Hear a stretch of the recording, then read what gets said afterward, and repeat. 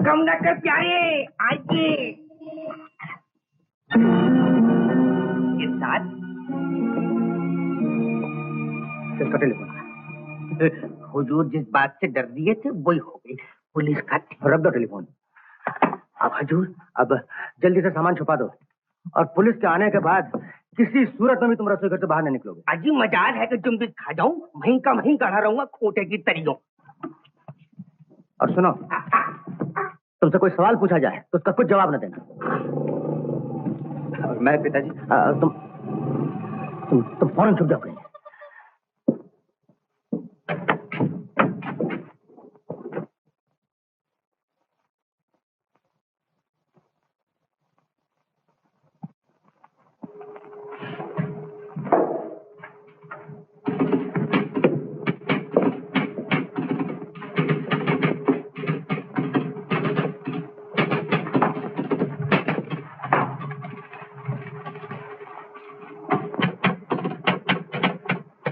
Good evening major. Very good evening officer. तो आप type करने बैठे हैं? आपका क्या ख्याल है? क्या लिख रहे हैं? बर्मा वॉर के आखिरी 7 दिन। लेकिन लिखा तो है police officer, telephone, Shri, doctor, fool, idiot. Nonsense.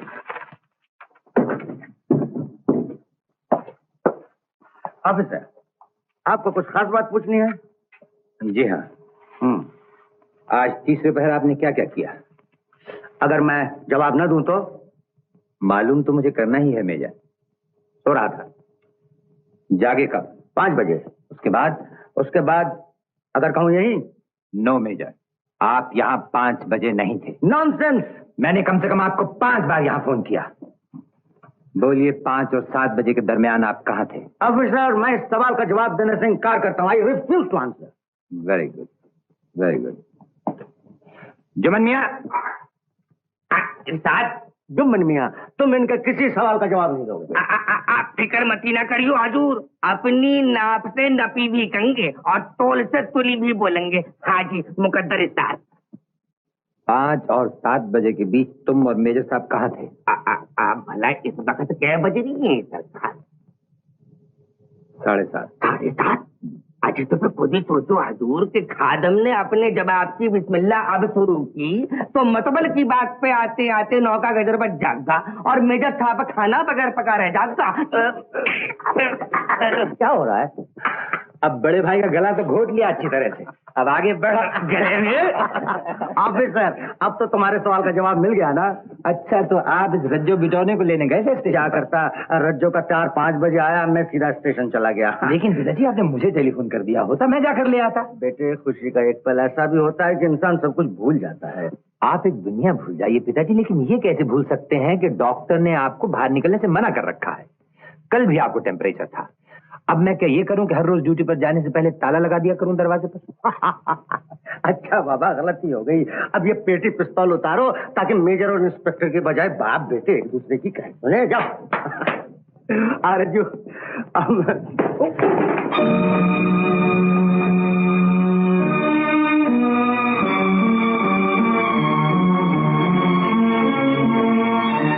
यहाँ किसने रख दी? जुम्मन, मुझसे गलती हुई पिताजी, मैं तो भूल ही गया था। क्या मतलब, तुम भूल ही गए थे? जी हाँ भाई साहब, भूलना भी कोई जुर्म है। ये तिपाही किस जगह होनी चाहिए, ये भूल गए थे या ये भूल गए थे कि पिताजी देख नहीं सकते? इंस्पेक्टर साहब सच जानना चाहते हैं? सच तो यह है सरकार कि मैं दोनों ही बातें भूल गया था। रज्जो, मैंने तुमसे कुछ सवाल पूछा है। जी नहीं, आपने तो सिर्फ कहा रज्जो। रज्जो बेटा, तुम एक कड़वा सच कह डालने की हिम्मत रखते हो, ये देखकर, ये सुनकर मुझे बहुत खुशी हुई। तो इसी वक्त श्री से माफी मांग लेता। मैं माफी मांगता हूँ भाई साहब। Good boy, very good boy. अच्छा तो मैं नहा लूं? हाँ, जल्दी जाके नहा लो। जुम्मन मियाँ, सिपाही अपनी जगह पर रख दो। अभी धर लिया हूँ हुजूर। इधर आओ श्री। एक बात दिल लगती कहना, रज्जो से मिलके जी जान खिल उठते हैं नहीं। आप अगर मेरे प्यार पर शक न करें पिताजी तो एक बात कहूं। क्या श्री? मुझे ऐसा लगता है ये रज्जो जो इस घर के बाहर गया था वो नहीं कोई और लौटा है। ये नया रज्जो भाई होते हुए भी कुछ पराया पराया अनजाना सा लगता है। ये मैं एक पुलिस ऑफिसर की हैसियत से भी कह रहा हूँ। तुम कैसे पता कर रहे हो श्री? क्या गिरा? वो घोड़ा टूट गया? श्री, श्री, जिंदगी इंसानों को तोड़ती नित्य नए साँचों में ढालती रहती है। कुछ बरस पहले रज्जू की जिंदगी की हर डोर हम ही लोगों के साथ बंधी हुई थी। वक्त के साथ कुछ डोरें टूट गईं, कुछ कमजोर पड़ गईं और कुछ आज इससे तो कल उससे जा बनी। रिश्तों के इसी बनने बिगड़ने से जिंदगी परवान चढ़ती है मेरे बेटे। अपनी 60 साल के तजुर्बे में मैंने यही हासिल किया है। जहां तक रज्जो का ताल्लुक है मैं इस बनने बिगड़ने के खेल को बहुत गौर से देखता रहूंगा। मुझे डर है कि एक दिन ये हम सब की तकदीरों का बनना बिगड़ना ना बन जाए। नहीं होगा श्री, नहीं होगा। रज्जो मेरा बेटा है, तुम्हारा भाई है। तुम रात के अंधेरे में खामों का उस काली बिल्ली से डर रहे हो जो है ही नहीं।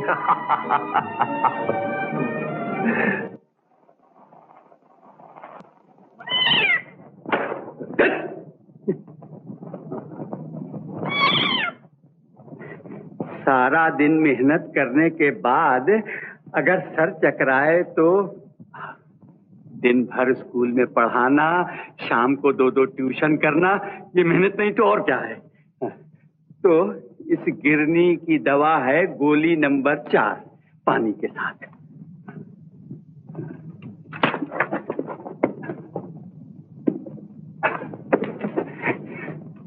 पल्लो की माँ, अरे ओ पल्लो की माँ, अरे सुनती हो पल्लो की माँ, एक गिलास पानी तो लाना कुनकुना सा।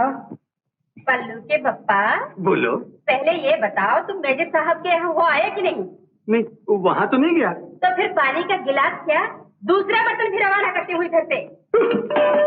अरे अरे अरे अरे अरे अरे अरे अरे अरे अरे अरे पल्लो की माँ, अरे अरे जरा संभाल के तो माँ, मेरा चश्मा टूट गया तो मैं क्या करूंगा। पल्लो की माँ, तू तो मुझे बर्बाद करने पर तुली हुई है। अभी ये नया झाड़ू कल ही मैं लेके आया हूँ। इसीलिए तो अब बताओ, इसी पर दम सीधा किए बगैर मेजर साहब के यहाँ जाते हो कि नहीं? जाता हूँ मगर कहो तो जरा मुंह हाथ धो लूं। ये मुंह 100 बार धोने पर भी ऐसा ही दिखेगा। उल्टा पहले चल। जा रहा हूँ। बेटा मच्छंदर। अरे तू क्या कम है जो मच्छंदर को बुला रही है। मैं तुमसे हाथ जोड़कर माफी मांगता हूँ। फिर ऐसी गलती कभी नहीं होगी मुझसे, फिर ऐसी कोई कभी नहीं होगी। पल्लो की माँ, फिर ऐसी। रे बाप, जुमन चाचा, क्या बात? पिताजी छिपकली इतनी बड़ी बाथरूम में। तेरे की छिपकली इतनी बड़ी होती है? इतनी सी, वो भी मैंने भगा दी है। मगर भाई साहब चल नहा चल के। इत्तेफाक की बात है जुम्मन मियाँ, मैं भी छिपकली से बहुत डरा करता था। अब तो अल्लाह का फजल है हुजूर। बिल्कुल, अब तो कुछ भी दिखाई नहीं देता। जय हो, जय हो। नमस्ते मेजर साहब। आइए आइए दुनीचंद जी। अभी हाजिर हुआ।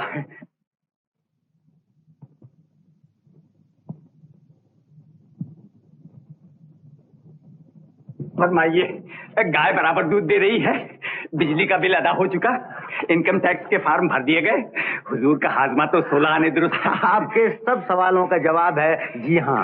आपके डॉक्टर ने कहीं ये तो नहीं कहा कि दुश्मनों की तबीयत ठीक नहीं है? अगर ऐसी कोई बात है तो नाचीज के पास हर बीमारी की दवा मौजूद है। बहुत बहुत शुक्रिया, आप तशरीफ रखिए। पहले अपना हाल सुनाइए। आप कल नहीं आए जी? कल पल्लवी की माँ से फिर झगड़ा? झगड़ा तो बड़ा प्यारा सा लफ्ज है। तो फिर सुलह हुई या नहीं? सुलह तक बात ही नहीं पहुंची। मैंने अपने खास अंदाज में बस 2 लफ्ज कहे और लड़ाई बंद। मजाल है जो उसके बाद उनके मुंह से एक लफ्ज भी निकला हो। अच्छा, तो 2 लफ्ज हम भी तो सुने। मैंने अपनी शेरनी की आंखों में आंखें डालकर कहा, मुझे माफ कर दो। ये तो हुई कल की बात। तो कल गया बात गई, लेकिन आज फिर वही। फिर बिल्कुल, आज तो उसने मुझे घर में घुसने तक नहीं दिया। मेरे ऊपर कुत्ता छोड़ दिया मेजर साहब, कुत्ता। लेकिन दुनीचंद जी, आए दिन के इन झगड़ों का कारण क्या है? कारण तो मेरी जबान पर है मेजर साहब, पर सुनेंगे तो आप खफा हो जाएंगे। कमाल करते हैं आप, मैं क्यों खफा हो जाऊंगा? तो बोलूं? हाँ, बोलूं मैं? हाँ बोल भी चुकी है। माफ कीजिएगा मेजर साहब, मैं जरा दवाई खा लूं। हैं?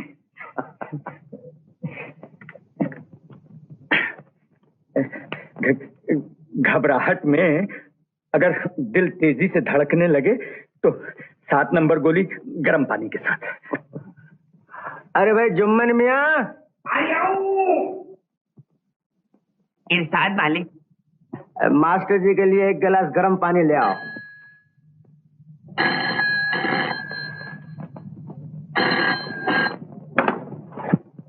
Hello, major speaking. Oh doctor, जी हाँ, तबियत तो ऐसी बुलंद है कि 6 मील रूट मार्च कर सकता हूँ। सिगार डॉक्टर आप कहाँ पीता हूँ, 6 महीने हो गए छोड़े हुए। कम वक्त खांसी भी आए तो किस वक्त। सिगार पुराने स्टॉक का मालूम होता है डॉक्टर। और ये फेंक दिया। अजय, अब मिक्सचर में रोज पी रहा हूँ और गोलियां भी खा रहा हूँ, लेकिन डॉक्टर एक बात बताऊं, इंजेक्शन लेने को तैयार नहीं हूँ। Right doctor, right. Good night. Jumman मियाँ, मास्टर जी को पानी दिया? जी मैं दवा खा चुका। घबराहट दूर हुई? अब तो क्या डालिए। आप मेरी बात सुनकर बंदूक तो नहीं चला देंगे गुस्से में? मैं कोई पागल हूँ क्या? मेजर साहब, मृत्युंजय का जप किए बगैर आपसे पूछता हूँ कि क्या आप ये गवारा करेंगे कि मुझ जैसे गरीब स्कूल मास्टर की बेटी आपकी बहू बन जाए? ये तो बड़ी खुशी की बात होगी दुनीचंद जी। जी? जी हाँ। मैं गरीब स्कूल मास्टर और मेरे बेहतरीन दोस्त। बेहतरीन दोस्त? अब आप पास तो आ जाइए। आपका मतलब है कि अमीर और गरीब के दरमियान भी कोई नजदीक का रिश्ता कायम हो सकता है? क्यों नहीं हो सकता? जय हो मेजर साहब। जय हो। एक बाप के हिस्से से मैं आपसे कुछ सवाल पूछना चाहता हूँ। पूछिए। पल्लवी बेटी की क्या उम्र है? 20 साल। कॉलेज तो जाती, लेकिन मुझे याद नहीं है कौन सी है। मैं जी, वो बीएससी फाइनल में है। साइंस में हमेशा अव्वल आती है। अच्छा, आर्ट और लिटरेचर से कोई दिलचस्पी नहीं? जी हाँ, मेरी लड़की बहुत ऊंचे दर्जे की कविता करती है। अगर कहिए तो कॉमेडी के रंग में उसकी लिखी हुई एक आध चीज पेश करूं? जरूर जी। भैंस चढ़ी बबूल पर, लप लप गूलर खाए, दुम दबाकर भागे तो पूर्णमासी के 3 दिन। दूसरी, घर क्यों अंधियारा, फकीर क्यों बिगड़ा, दिया न था। अब जरा ये सुनिए, राजा प्यासा क्यों, गधा उदासा क्यों। हाय हाय, क्या जवाब लिखा है मेरी बेटी ने। लोटा न था मेजर साहब। भगवान आपकी बेटी को लंबी उम्र दे, ताकि वो आपकी सेवा कर सके मेजर साहब। अच्छा तो मैं चलूं? अच्छी बात है, इस सिलसिले में हम आप फिर बात करें। जी हाँ, मैं तो रोज ही आता रहूंगा। अच्छा, नमस्ते मेजर साहब, नमस्ते।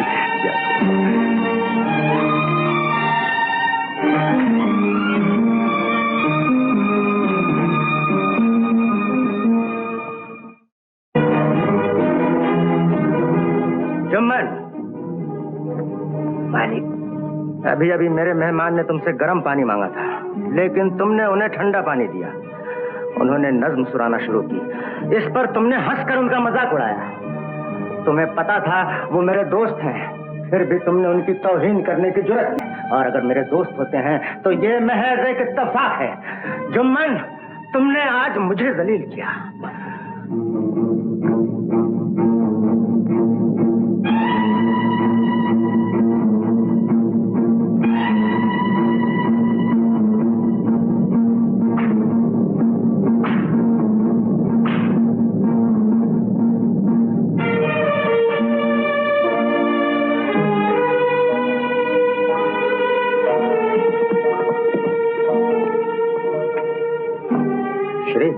जी हाँ, मैं श्री हूँ। कुछ कहना चाहते हो? हाँ पिताजी, मुझे मेरे लिए एक बात कहना बहुत जरूरी है। चचा जुम्मन बेशक आपके नौकर हैं, मगर ये गुलामी और बर्दा फरोशी का जमाना नहीं पिताजी के मालिक का जब जी चाहा उसने नौकर की चमड़ी उतार दी। अगर आपको उसकी कोई बात करती है तो उसे नौकरी से अलग कर दीजिए। ये तुम्हारा कानूनी तरीका है जिसे हर इंसानी रिश्ते में बरतने से मैं इनकार करता हूँ। तो फिर आप उसे जुर्माना कीजिए, उसकी तनख्वाह में से पैसे काटिए। पैसे नहीं कटा करते श्री, पेट कटते हैं। ओह, तो पेट कटने से बेहतर है कि गरीब का जिस्म कट जाए, उसकी इज्जत मिट जाए। यही तय पाया ना मेजर साहब? तुम्हारे अपने ख्याल में तय पाया होगा श्री। मैं तो जुम्मन को भाई समझता हूँ, नौकर नहीं। और फिर ये मत भूलो कि मैं एक रिटायर्ड आर्मी मेजर हूँ। और आप भी मत भूलिए कि मैं एक पुलिस ऑफिसर हूँ और अभी रिटायर नहीं हुआ। मैंने कोई जुर्म किया ऑफिसर? अगर चचा जुम्मन को जरा ज्यादा चोट आ जाती तो यही एक शदीद जुर्म हो जाता। इसका मतलब है अगर मुझसे कोई ज्यादती हो जाए तो फिर ये सब पहाड़ उठाकर मैं अपने सीने पर रख लूंगा और ये भूल जाऊंगा कि आप मेरे पिता हैं और मैं आपका बेटा हूं, और आपके साथ वही सलूक किया जाएगा जो मुझे एक पुलिस ऑफिसर की हैसियत से करना चाहिए। श्री, आज तुमने अपनी मरी हुई माँ के सपनों को जिंदा कर दिया। वो कहा करती थी हमारा बेटा एक बहुत ऊंचा आदमी होगा, उन पहाड़ों जैसा। श्री, अगर मुझे यकीन आ जाए कि इस जन्म के बाद भी तुम ही मेरे बेटे होगे तो मैं अगले 7 जन्मों का अंधापन भी कबूल कर लूंगा। ओ जुम्मन चाचा, आज इस घर में खाने का कुछ इंतजाम है कि नहीं? जुम्मन चाचा, हाँ, यही है वो क़यामत जिसका इस कदर शोर उठा है? बिल्कुल। हाँ? ओ, क्यों नहीं, जरूर कहूंगा डैडी से। क्या मना कर रहे हो जुम्मन? डैडी, जुम्मन चाचा बातों ही बातों के धनी हैं, मेरे लिए झींगे नहीं पकाए। मैंने मना कर दिया था, इस मौसम में झींगे नुकसानदेह होते हैं। खाना शुरू करो। सही फरमा रही है हजूर, लेकिन आपने मुंह थोड़े कही थी हजूर के झींगे कभी पकड़ेंगे ही नहीं है। अगला मौसम सामने है हजूर, जिस मछेरे से पूछेगा वो यूं ही कहेगा कि वाह क्या बात है, हर झींगे पे जो बना रही है। डैडी लीजिए। क्या? सैनिटरी। जुम्मन, जी, श्री के लिए खाना भेज दिया पुलिस स्टेशन?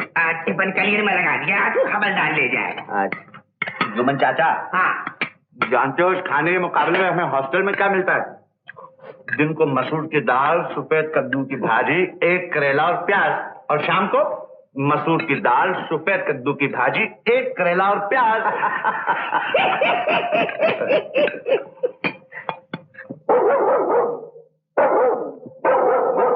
चिल्लाना नहीं बेटा, चिल्लाना नहीं। मैं तेरे लिए लाया हूं नमकीन बिस्किट। ये ले।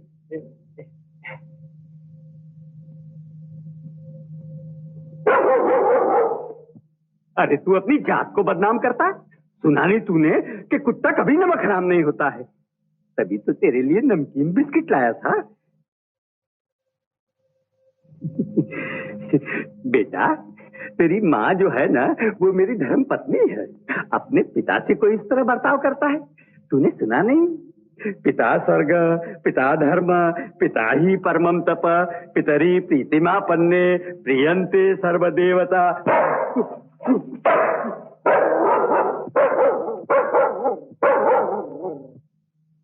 ए बार्किंग डॉग नेवर बाइट।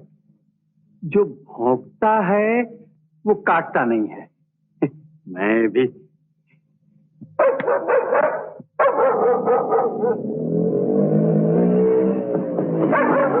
क्या हुआ और मैं 2 घंटे से इस कुत्ते के बच्चे को समझा रहा हूँ कि मैं इस घर का मालिक हूँ, कोई चोर उचक्का नहीं हूँ, मगर ये आप तो खामखा डर रहे हैं। जाइए अंदर, ये कुछ नहीं कहेगा। बेटा, ये तो मैं भी अपने आप से कह रहा हूँ, जो भौंकता है वो काटता नहीं। मगर ये तुमने पढ़ा है, मैंने पढ़ा है, मगर इस कुत्ते ने तो नहीं पढ़ा है। आइए चलिए, उठाइए अपनी किताब, उठाइए पहले, चलिए। ऐसे तो अंदर कभी नहीं जाएंगे आप। भागिए भागिए अंदर। जय हो बेटा।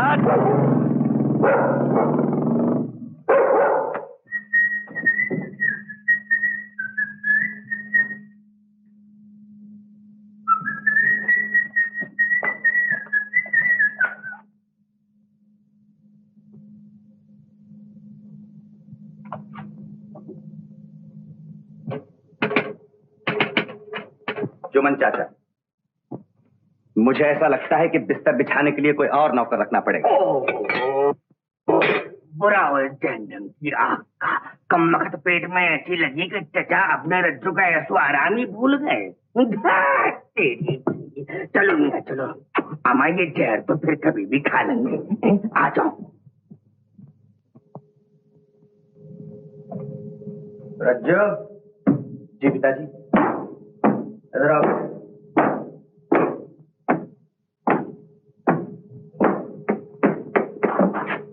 इधर आओ। अभी थोड़ी देर पहले तुम्हारा दिल रखने के लिए जुम्मन ने मुझे धोखा दिया। झींगे की भरी रिकाबी तुम्हारे सामने रखकर मेरी तरफदारी करने लगा। वो जानता था अगर पकड़ा गया तो मेरे हाथों से बहुत कड़ी सजा झेलनी होगी, लेकिन उस प्यार के मारे ने जरा भी परवाह न की। क्या उसके प्यार का यही मुनासिब बदला था जो तुमने उसे नौकर समझकर ताने का साथ दिया? ना रज्जू, उसने ये भूल कर तुमसे प्यार किया है कि तुम मालिक और वो नौकर है। ये रिश्ता तैयार है, आ जाओ, काम दबा दूं। सुना तुमने? जाओ बेटा, उससे माफी मांगो। अच्छा पिताजी। Good bye. Good night. Good night daddy.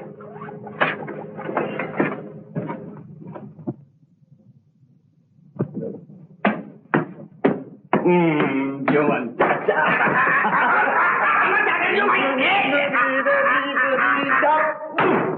Jumman चाचा, मुझसे गलती हो गई, मुझे माफ कर। जब तक पाँव नहीं दाब लेंगे माफ नहीं करेंगे। हमारा इतना लंबा चौड़ा सफर करके आएगी। बिल्कुल नहीं। अरे चाचा से भी कोई पाँव दबाता है? हमारा क्या कह रही हो? इन्हीं हाथों को खिदमत करते हुए पाया है, समझे, और इन्हीं हाथों को झापड़ रसीद करते हुए भी देखा है। सोच लो। अच्छा बाबा, अच्छा। जो रज्जू इस घर से बाहर गया था वो नहीं कोई और लौटा है। जो रज्जू इस घर से बाहर गया था वो नहीं कोई और लौटा है। नहीं, ऐसा नहीं हो सकता। हजूर, रज्जू मियां सो गए। हजूर, आपका बिस्तर आपकी राह देख लिया है। हम कुछ देर से सोएंगे जुम्मन, तुम घर जाओ। जो हुक्म है जुम्मन मियां, ये लिफाफा तुम्हारे लिए है। इतनी सारी बदी हुई रकम घोड़े तो 3 ही लगे थे हजूर। ये तुम्हारे बच्चों की मिठाई के लिए। जी हजूर। अब घर जाओ।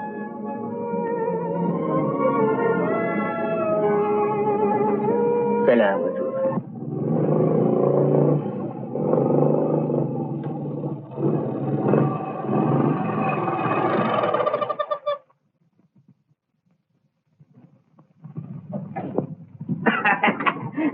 ये देखिए हजूर, पूरे 50 रुपए, 17.5 रुपए फी कोड़े के हिसाब से। इसे कहवे हजूर ब्लैक का भाव। एक आपसे बीच में पड़ के खामखा गरीब आदमी के पेट पे लात मार दिए। सलाम हजूर, मैं जाऊं, दरवाजा बंद कर लीजिए। सलाम।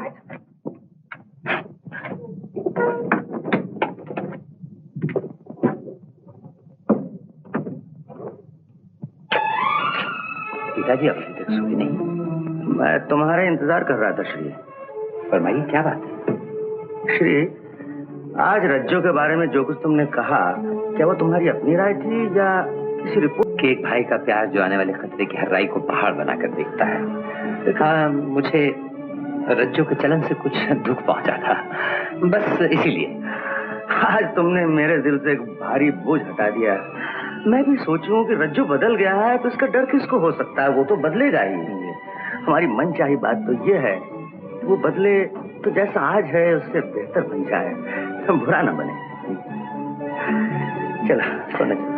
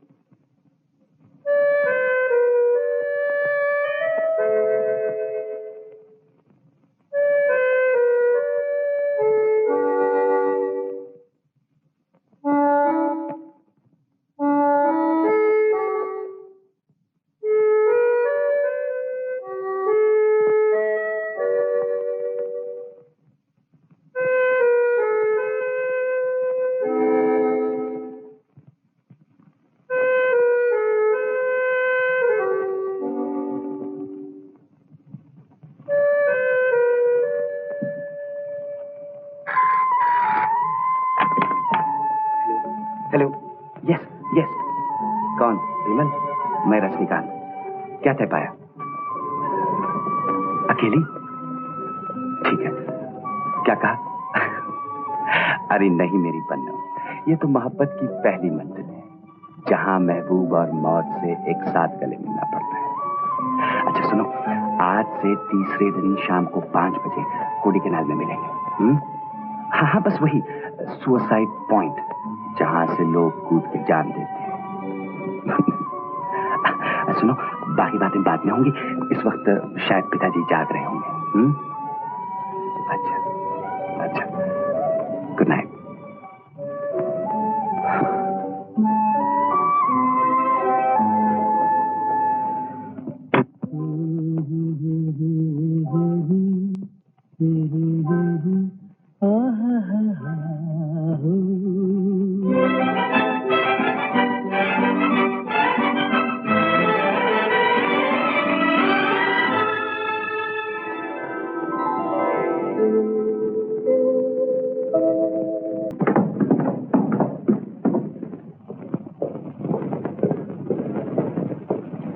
गुड मॉर्निंग भैया। तुमने यूनिफॉर्म पहन ली? Good morning officer. बैठना। बैठो। हमारा जमिया जरा फुर्ती दिखाओ भैया, नाश्ता राधे के लिए आए। गम न कर प्यारे, आ रही है। आपने ठीक कहा था बेटा जी। रज्जो जब भी आता है इस घर में जैसे हंसी खुशी का तूफान सा आ जाता है। महसूस होता है अगर उस दुनिया में गम है तो उनकी हमें खबर भी नहीं। Good morning daddy. Good morning son. And the same to you भाई साहब। Good morning. रज्जो, तुम्हारे भाई साहब ने यूनिफॉर्म पहन रखी है। Good heavens. Good morning officer. Good morning. Sit up. Thank you. Let's have a breakfast boy. भाई साहब, कहावत है कि पियक्कड़ जहां भी बैठ जाए वहीं मैखाना बन जाए। आपका भी कुछ ऐसे ही है, आप भी जहां यूनिफॉर्म पहन के खड़े हो जाए वहीं पुलिस स्टेशन बन जाए। लेकिन रज्जो, मैखाने और पुलिस स्टेशन में क्या फर्क है? काश कि तुम्हें ये समझाने की जरूरत एक पुलिस ऑफिसर भाई को न पड़े। कैसी हुई जी? दूध लाइए मैं डाल दूं। Thank you. भाई साहब, एक बात मानोगे? हाँ, क्यों नहीं। मुझे तो छुट्टियां हैं ही, और पिताजी के लिए छुट्टी का सवाल नहीं पैदा होता। बाकी रहे आप तो कुछ अरसे के लिए इस वर्दी को तलाक कीजिए और चलिए हम तीनों कोडी कैनाल की सैर कराएं। वर्दी को तो मैं तलाक दे दूंगा मियां, लेकिन ये कुछ अजीब है तो किसी बात है, एक पहाड़ से दूसरे पहाड़। भाई साहब, मेरे दोस्तों का तकाजा है कि मैं उनके साथ कम से कम 1 हफ्ता जरूर गुजारूं। उनका कहना यह है कि आजकल वहाँ चारों तरफ बला की खूबसूरती छाई हुई है और मौसम बिल्कुल जानलेवा। हाँ, मौसम भी बिल्कुल जानलेवा होगा, खूबसूरती भी चारों तरफ बला की छाई होगी, लेकिन बिना सोचे जवाब देना, तुम्हारे दोस्तों में कोई खास दोस्त नहीं।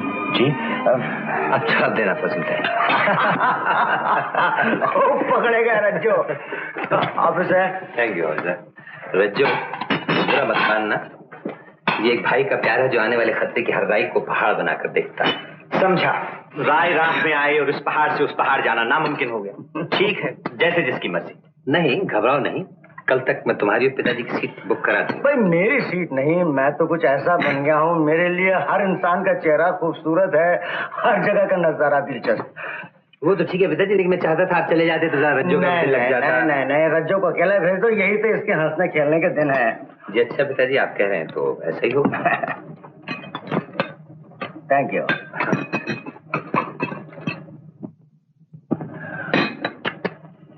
Major, time for me to go. Right officer. Thank you, see you भाई।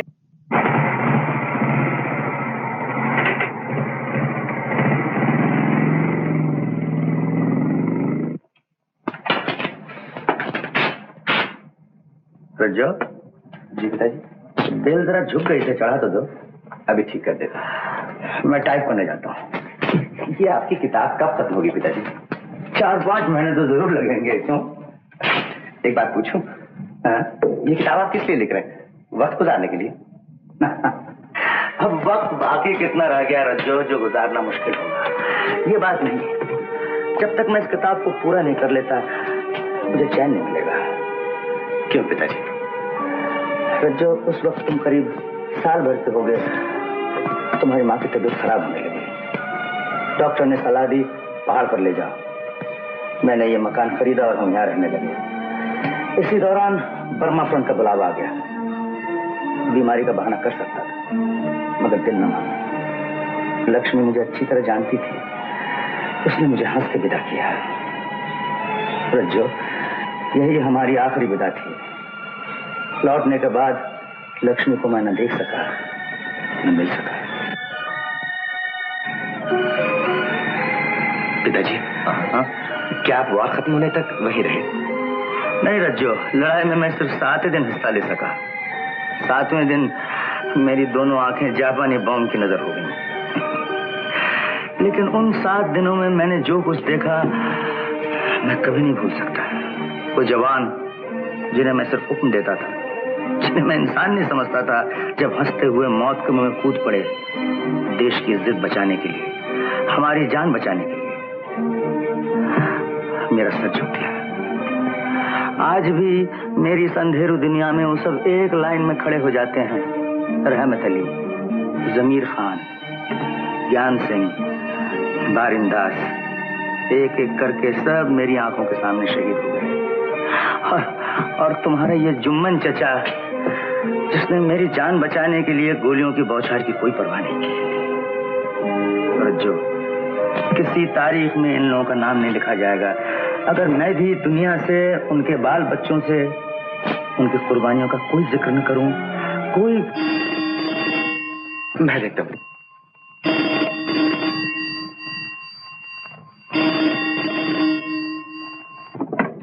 हेलो। हेलो भाई साहब। क्या कहा? Oh that's wonderful. आप घर कब आ रहे हैं? Okay, C you. डैडी, भाई साहब का फोन था, वो कह रहे मेरी सीट बुक हो गई। Daddy,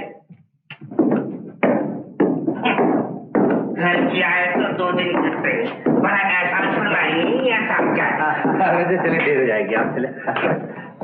okay alright son, look after yourself. I will, and you too daddy.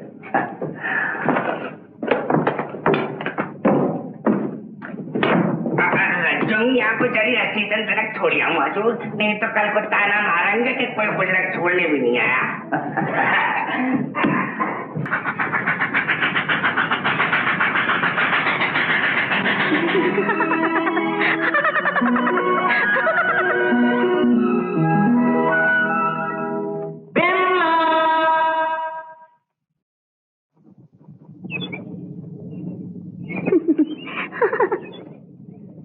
अगर मेरे भाई को हमारे प्यार का पता चल गया तो क्या हुआ? पकड़े जाने का डर तो चोरों को होता है। लो, अब हम चोर से जीवन साथी बन गए।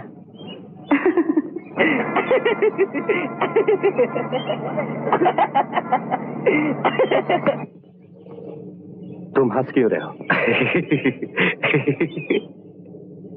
25 साल पहले यही सुहाना मौसम था, यही झील का किनारा था। लड़के ने लड़की का हाथ पकड़कर कहा, लड़की जो लाज के मारे सिमट रही थी बोली, फिर लड़का बोला, फिर लड़की बोली, फिर लड़का।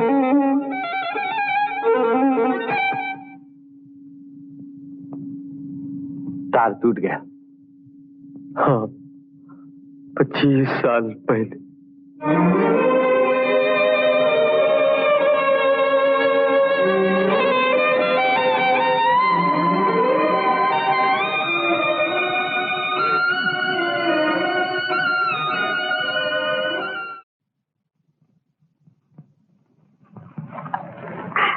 हुजूर मास्टर साहब को जुम्मन मुरादाबादी का आदाब पहुंचे। जय हो, जय हो। जुम्मन भाई, इरशाद। मैंने तुमसे ठंडा पानी मांगा था अपनी प्यास बुझाने के लिए। नहीं फरमा रही है हुजूर।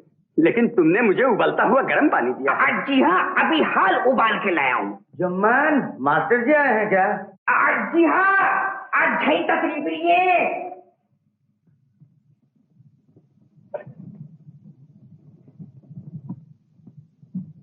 जुम्मन जी, इरशाद। अगर मुझे थोड़ा सा ठंडा पानी मिल जाए। तौबा तौबा, क्या कीजिए हुजूर, खादिम से एक दफे गुस्ताखी हुई है, दोबारा नहीं हो सकती। जी हाँ। तो मुझे यही गर्म पानी पीना पड़ेगा? बिल्कुल, पानी आप यही पिएंगे। और अगर मेरी जबान जल जाए? हजूर, मैं आपकी जबान की सोचूं कि अपनी जान की। आप तो जानते हैं, जान है तो जहान है। पी जाइए, पी जाइए। उबला हुआ पानी पीने से कोई बीमारी पास नहीं आती। नमस्ते धनीचंद जी। जय हो मेजर साहब। फरमाइए, चिरंजीव रजनीकांत की चिट्ठी आई या नहीं? सिगार का नया स्टॉक आ गया ना? दोपहर के बाद की नींद में किसी ने बाधा तो नहीं डाली? आपकी तबीयत बिल्कुल ठीक है ना? आपके सब सवालों का जवाब है। जी हाँ, तशरीफ रखिए। अरे, आज आपने फिर 7 नंबर की गोली खाई? जी नहीं, 3 नंबर। वो किस लिए? आंसू रोकने के लिए। मेजर साहब, आज एक नए रंग की कविता लाया हूँ जो मेरी बेटी ने अभी हाल में ही लिखी है। उसे पढ़कर सचमुच में रो पड़ा। अगर इजाजत हो तो सुनाऊं? हाँ हाँ, जरूर सुनाइए, सुनाइए। एक आंधी चल रही है ऐ चमन, अपने फूलों को संभाल, अपनी बहारों को बचा। सुना मेजर साहब आपने क्या लिखा है मेरी बेटी ने? अपने फूलों को संभाल, अपनी बहारों को बचा। लुट रहा है एक वफा का कारवां, छा रहा है हर तरफ गहरा धुआं। एक मोहब्बत जल रही है आसमां, अपने चंदा को संभाल, अपने सितारों को बचा। एक आंधी चल रही है ऐ चमन, अपने फूलों को संभाल, अपनी बहारों को बचा। कल तलक ये जिंदगानी थी हंसी, आज आहों के सिवा कुछ भी नहीं। शाम उल्फत ढल रही है ऐ ज़मीं, अपने शहरों को संभाल, अपने नजारों को बचा।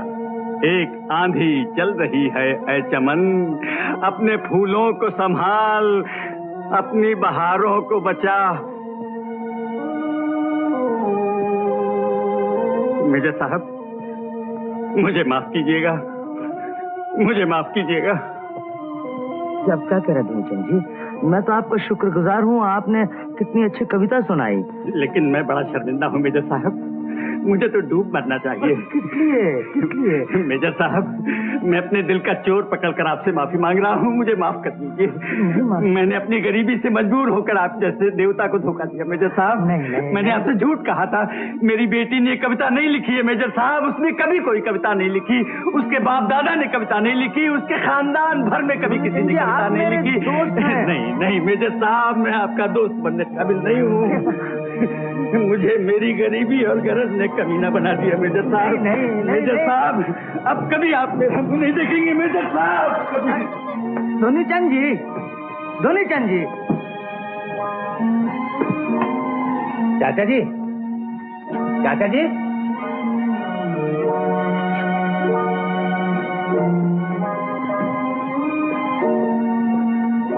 मास्टर जी अभी गए तो कुछ अजीब घबराए हुए से थे। बेचारे शर्मिंदा होकर चले गए क्योंकि उन्होंने मुझसे झूठ बोला। मास्टर जी ने झूठ बोला? श्री, जब एक गरीब बाप अपनी बेटी को कहीं ब्याने की कोशिश करता है तो उसे एक नहीं 1000 झूठ बोलने पड़ते हैं। धोनी चंद जी अच्छे आदमी हैं, स्कूल मास्टर हैं। अगर उन्हें झूठ बोलना पड़े तो शर्मिंदा तो जरूर होंगे। बेचारे मास्टर जी। श्री जी पिताजी। क्या ख्याल है तुम्हारा? मैं मास्टर जी की लड़की पल्लवी से रज्जो की शादी कराना चाहता हूँ। पल्लवी लड़की तो बहुत अच्छी है पिताजी, लेकिन फिर भी रज्जो से पूछ लेना चाहिए। हाँ, जरूर पूछूंगा, लेकिन जब तुम मेरी पसंद की लड़की से शादी करने को तैयार हो तो वो भी कर लेगा। बात तो ठीक है पिताजी। पिताजी, और रज्जो एनसीसी का बेस्ट कैडेट चुना गया है। देखिए उसकी फोटो निकली कॉलेज मैगजीन में। हाँ, बहुत अच्छी आई है। दिखा मुझे।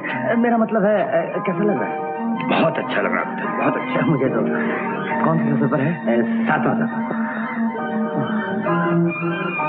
काश एक पल के लिए मेरी आंखों में रोशनी वापस आ जाए। पिताजी, जब भी मैं रज्जो को अपने दिल की आंखों से देखने की कोशिश करता हूँ तो वही साल भर का रज्जो मेरे सामने आ जाता है, जिसे मैंने अंधा होने से पहले देखा था। श्री, एक अंधा जब भी उजाले का ख्याल करेगा तो वो बीते हुए कल के सूरज का उजाला ही होगा। आने वाले कल का सूरज तो उसकी दुनिया में उगता ही नहीं।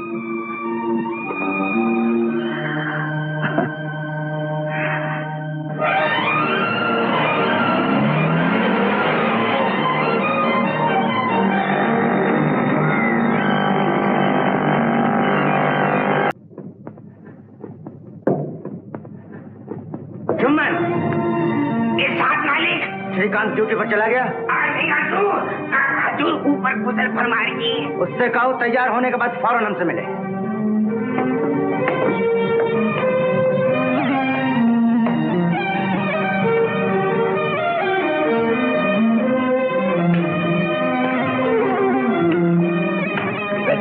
मत कहो मुझे पिताजी।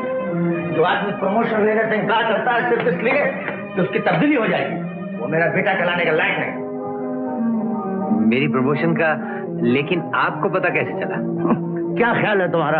अंधा होने के साथ साथ मैं बहरा भी हूँ। ये तोहफे तो पिताजी आप खुद तराश रहे हैं। नॉनसेंस। मैंने प्रमोशन लेने से इनकार जरूर किया, मगर सिर्फ इसलिए कि आपसे दूर न चला जाए। अब जो अनकही बात है वो भी कह डालो कि आप अंधे हैं। अगर मैं दूर चला गया तो आप जीते जी मर जाएंगे। नॉनसेंस। श्री, मैं अंधा जरूर हूँ लेकिन मजबूर या अपाहज नहीं कि मुझे अपने से छोटों का एहसान उठाना पड़े। अगर इस घर में कोई किसी पर एहसान करता है तो मैं करता हूँ। मैंने ये कब कहा कि मैं किसी पर एहसान करता हूँ? मैं तो सिर्फ वो करता हूँ जो मेरा फर्ज है। ठीक है, आप चाहते हैं तो मैं प्रमोशन कबूल कर लेता हूँ। Good boy, very good boy. मगर आप भी एक वचन दीजिए। क्या? प्रमोशन होने पर अगर मेरी तब्दीली हुई तो मेरे साथ आप आकर रहेंगे। नहीं नहीं, इस घर को छोड़कर मैं कहीं नहीं जाऊंगा।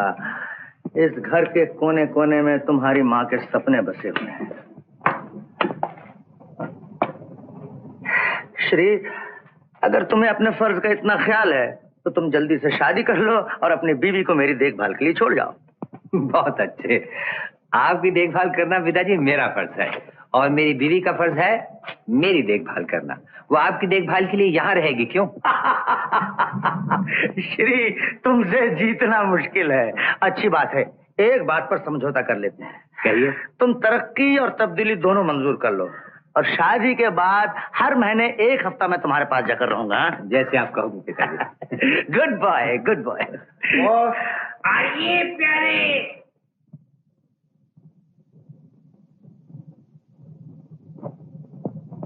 आइए, तो कुछ रज्जो मियाँ खत से लिखा हुआ दिखाई दे रहा है। जरा देखो तो श्री। रज्जो खाता पिताजी। अच्छा, देखो कब आ रहा है? कल शाम की गाड़ी से।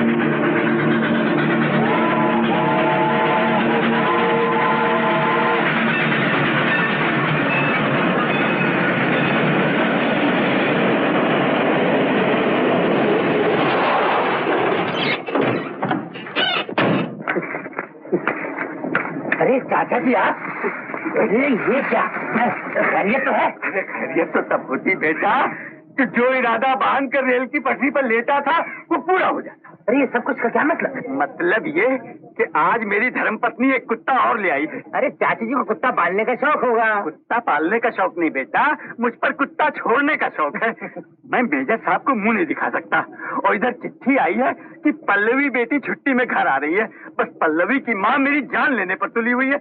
एक तरफ बेटा मच्छंदर, दूसरी तरफ ब्राह्मणी का भाई कलंदर। एक भौंकता है तो दूसरा गुर्राता है, और वो दरवाजे की ओट में खड़ी खड़ी दोनों को शह देती है, खबरदार आज ब्राह्मण का बच्चा बच के न निकल जाए। आपने आओ देखा ना था, चले और लेट कर रेल की पटरी पर। मुहूर्त तो अच्छा ही देख कर निकले थे बेटा, लेकिन बात कुछ बनी नहीं। रेल की सीटी सुनाई दी तो आधे सिर का दर्द शुरू हो गया। जेब में दवाई भी नहीं। अब तुम ही सोचो बेटा, आधे सर का दर्द लिए भगवान के सामने कैसे जाता। ये तो अच्छा हुआ मैंने आपको रेलवे लाइन पे लेटे देखा नहीं, वरना खुदकशी के जुर्म में आपको गिरफ्तार कर लेता।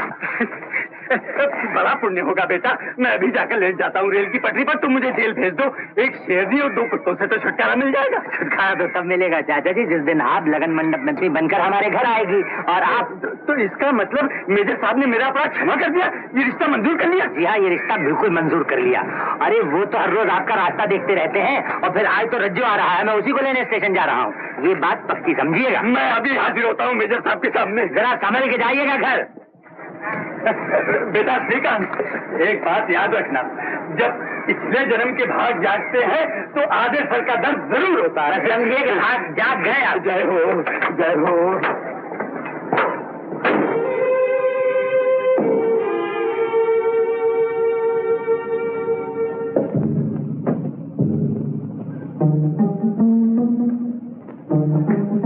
जुम्मन मियाँ, जरा देखो तो कै बजे? 7:30 बजे। तुमने अपनी आंखों से देखा कि गाड़ी आ गई? मेरी आंखों से देखा हजूर। एक बात अर्ज करूं हजूर, गर्मियों की छुट्टियों में तो आपने झींगे बनाने को मना कर दी, अब तो सर्दियां आ गई है। अब की जरूर बनाना, कल ही ले आओ। मैं तो हजूर के तेवर तोल रहा था। झींगे धुले हुए रखे हैं हजूर। ओह, ले आयो। हाँ जा बनाओ।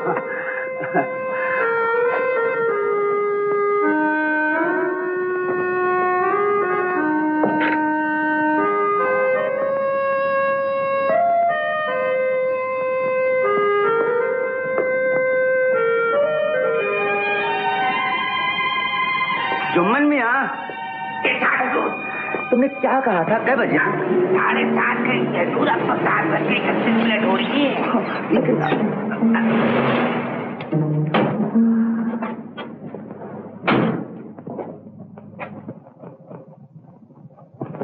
आ गए रज्जो बेटा? पिताजी अफसोस है, रज्जो इस गाड़ी से नहीं आया। क्या मतलब? मतलब यही कि गाड़ी छूट गई होगी।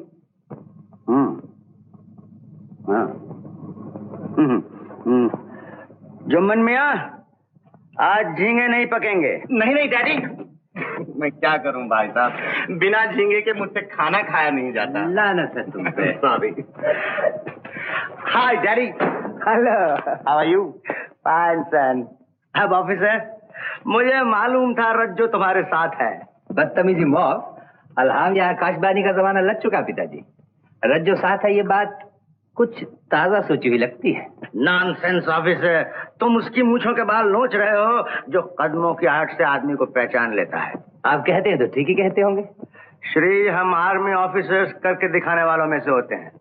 रज्जो, तुम श्री के पास जाओ। अब तुम दोनों में से एक आगे बढ़ो, देखो मैं पहचान सकता हूं कि नहीं।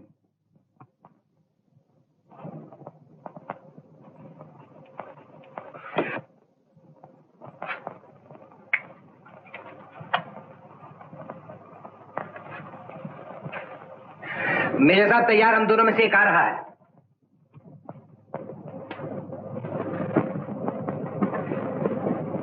नमस्ते धुनी चंद जी। अरे जय हो मेजर साहब, मान गए। क्यों बेटा श्रीकांत? पकड़े गए। Hats off to you major साहब, sorry hat off to you. यही तो मैं कहना चाहता था चाचा जी, धोती के साथ ये हैट सेकंड हैंड है बेटा, सस्ते में मिल गया है, बारिश और धूप दोनों से बचाता है सर को। लेकिन चाचा आप तो हमेशा छतरी लिए घूमते हैं ना। अब बताऊं बेटा, जब से उस मुछंदर के बच्चे ने हड्डी समझकर इसकी ये हालत कर दी, जिस्म तो बच जाता है मगर सर नहीं बच पाता है। जब ये छेद बढ़ते बढ़ते सिर्फ कमानी बाकी रह जाएगी तो तब भी चाचा जी रेनकोट पहने हुए, सर पे हैट डाले हुए, कमानी लिए घूमते फिरेंगे। रज्जो कभी कभी मेजर साहब क्या मजाक पाया है आपके बेटे ने। बेटा रजनीकांत, वो जो कॉमेडी कविता है ना, भैंस चढ़ी बबूल पर लप लप गूलर खाए, हो ना हो मालूम होता है तुम्हारी लिखी हुई है। चल के नहा ले। चल। चिपकली, अब कोई चिपकली नहीं, मैं देख आया हूँ। चल। आइए।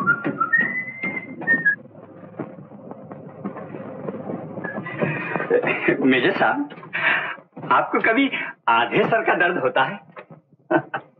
पूरे सर का दर्द तो ये धुनी चंजी के दिखाई नहीं देता। Yes, आधे सर का दर्द अक्सर हो जाया करता है। तब तो आप बड़े भाग्यवान हैं मेजर साहब, बड़े भाग्यवान हैं। देखिए, जब पूर्व जन्म के पुण्य उदय होते हैं तभी आधे सर का दर्द होता है। अच्छा। और आज मुझे आधे सर का दर्द हुआ था। तो कोई फल भी मिला? मिला मेजर साहब। बेटा श्रीकांत ने कहा कि आपने मुझे माफ कर दिया। आप मेरे दोस्त हैं धुनी जी। आपकी कृपा है मेजर साहब, आपकी ग्रेटनेस है। मेजर साहब, पल्लवी बेटी कल आ रही है मेजर साहब। ओह गुड, मैं कल ही रज्जो से बात कर लूंगा, लेकिन आप रिश्ता पक्का ही समझिए।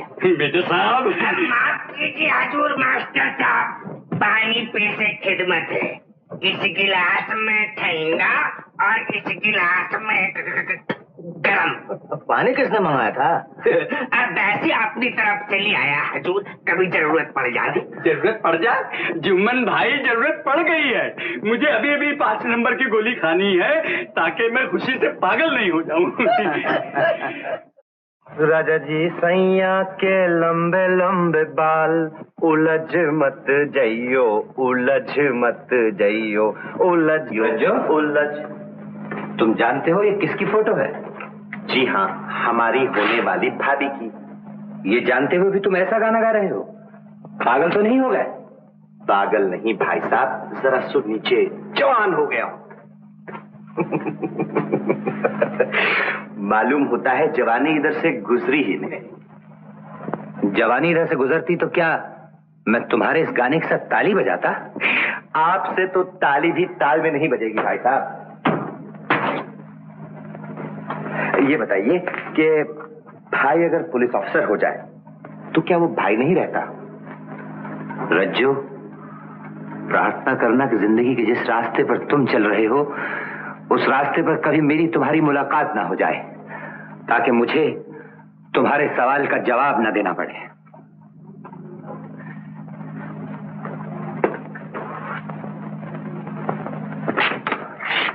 एक बात पूछूं भाई साहब? पूछो। वो तमाम रास्ते जिन्हें आपका कानून, समाज और धर्म बुरा मानते हैं, वो मुझ जैसे नौजवानों को, जो कि पैदाइशी गुंडे नहीं है, खूबसूरत और सुहाने क्यों लगते हैं? इसलिए कि तुम उन रास्तों को बुरा समझने के आदी नहीं हो। मैं अगर कहूं कि मैं उन रास्तों को बुरा समझने का आदी हूं और फिर भी वो सुहाने लगते हैं, तो जिसे आप सच कह के पुकारते हैं वो आम क्यों नहीं है? दुनिया इसे उलट क्यों मानती है? इसकी एक बहुत दिलचस्प और दर्दनाक वजह है रज्जो। सच अभी जूते ही पहन रहा होता है कि झूठ तमाम दुनिया का सफर कर चुकता है। नेकी और सच की यही मजबूरी तुम जैसे लोगों के लिए झूठ और बदी की राहें खोल देती है। आप नाराज हो गए भाई साहब? मेरी नाराजगी का मत सोचो रज्जो, उस इंसान का सोचो जो अपने अंधेपन में भी इसलिए खुश है कि उसकी आंखों को किसी चेहरे का भद्दापन दिखाई नहीं देता।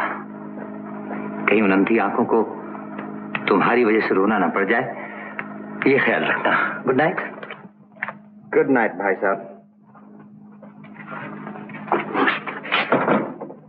राजा जी सैया के लंबे लंबे बाल, उलझ मत जाइयो, उलझ मत जाइयो। इसे लग में बंद कर दो। रज्जो, क्या हुआ? जी पिताजी।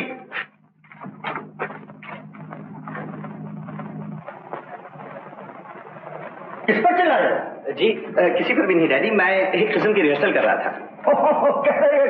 बस यही कि मान लीजिए मैं भाई साहब की तरह एक स्टेशन इंचार्ज हूँ और मेरे सामने एक नौजवान कातिल खड़ा है जो झूठ पे झूठ बोले जा रहा है। फिर क्या, जो खुद किसी की जान से खेल चुका हो उसकी अपनी जान कैसे बच सकती है? नहीं बच सकती। तो मैंने हवालदार से कह दिया, ले जाओ इसे और हवालात में बंद कर दो। हवलदार, इस मुजरिम को भी सोने के कमरे में बंद कर दो। रज्जू जी डैडी, आज क्या तारीख है? 23 दिसंबर। क्यों? कुछ नहीं। Good night daddy. Good night. जगे दिल दीवाना रुत जागे वसलिया।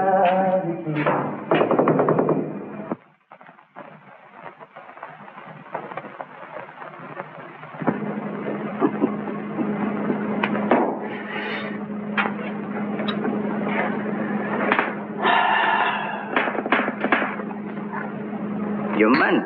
जी हजूर, लीजिए काफी नोश फरमा लीजिए।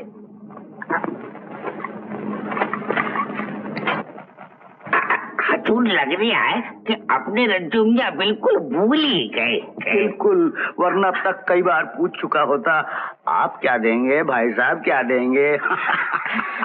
मैं भी हजूर जानबूझ के गोल हो गया। अच्छा किया। आज सवेरे को चौंकाएंगे तो जरा मजा रहेगा।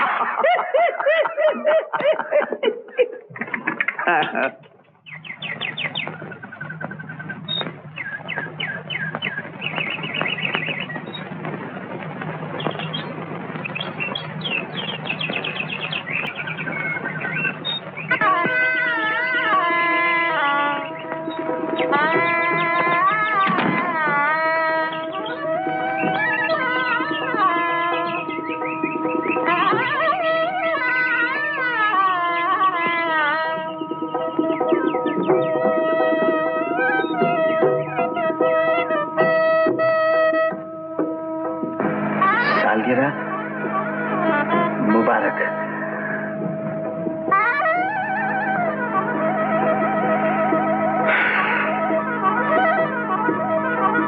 मैं तो भूल ही गया था।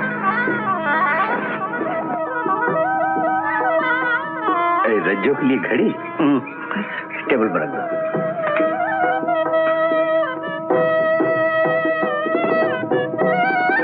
ये घड़ी पिताजी की तरफ से।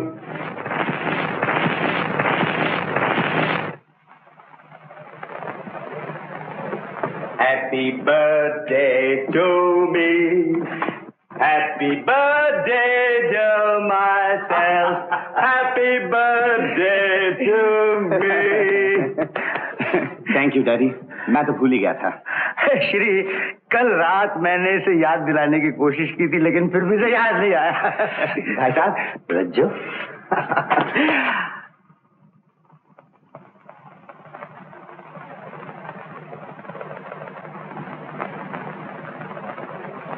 Good boy. माँ की आशीष हमेशा तेरे साथ रहे रज्जो। मुबारक हो मियां।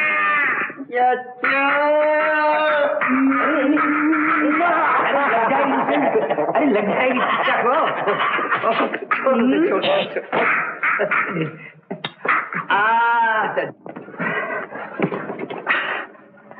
Daddy, it's wonderful. जुमन चाचा को तो कच्चा मालूम होता है। अमा खा के तो देखो भैये, देखने में झींगा, खाने में बिलायती मिठाई।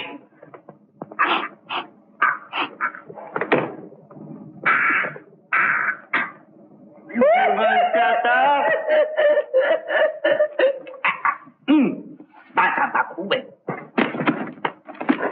भाई साहब, ये क्या है? अरे खोल के देखना। भैया नैनवा कुछ बात करें, रुक जाए, हाय रे तेरे चंचल। नैनवा कुछ बात करें, रुक जाए, हाय रे तेरे चंचल। नैनवा। भाई साहब, आज भी आप काम पर जा रहे हैं? कम से कम आज तो छुट्टी लेते भाई साहब। आराम हराम है अपने लिए मियां। आए ऑफिसर। अरे रज्जू, अरे दे तो, कितनी ढेर सारी चिट्ठी आई तेरे लिए। आया भाई साहब। अरे पगले हिसाब से तो बहुत बड़ा आदमी बन गया। Birthday greetings, birthday greetings, birthday greetings. अरे भाई साहब, हाँ, ये तो आपकी चिट्ठी मालूम होती है। मेरी चिट्ठी? हाँ।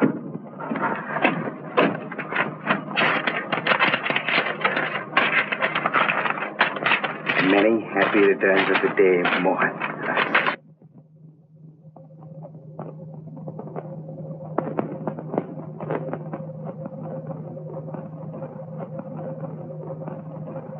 ये देखिए भाई साहब,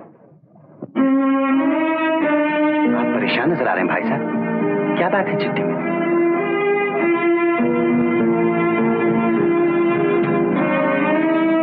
लो पढ़ो।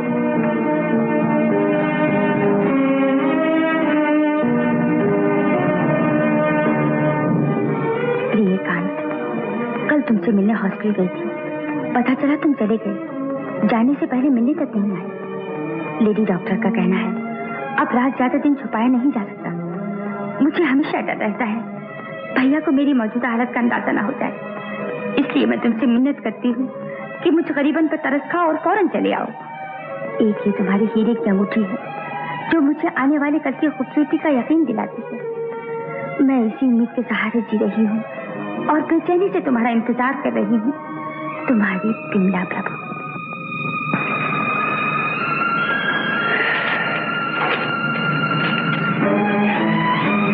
सच कहना रज्जो, क्या बात है, झूठ बोलने की कोशिश मत करना। बिमला मेरे साथ कॉलेज में पढ़ती है, हम दोनों। फिर जब मुझे शक हुआ कि मामला शायद हाथ से बाहर निकल चुका है, मैंने उसे मिलना बंद कर दिया। ये कहते हुए तुम्हें शर्म आनी चाहिए। मैं कर भी क्या सकता था? ये बात अगर पिताजी को मालूम हो जाए तो? अब तुम्हें पिताजी का ख्याल आ रहा है, तुम एक बदनसीब मासूम लड़की की जिंदगी के साथ खेल चुके हो। भाई साहब, उसके पास कोई ऐसा सबूत नहीं है।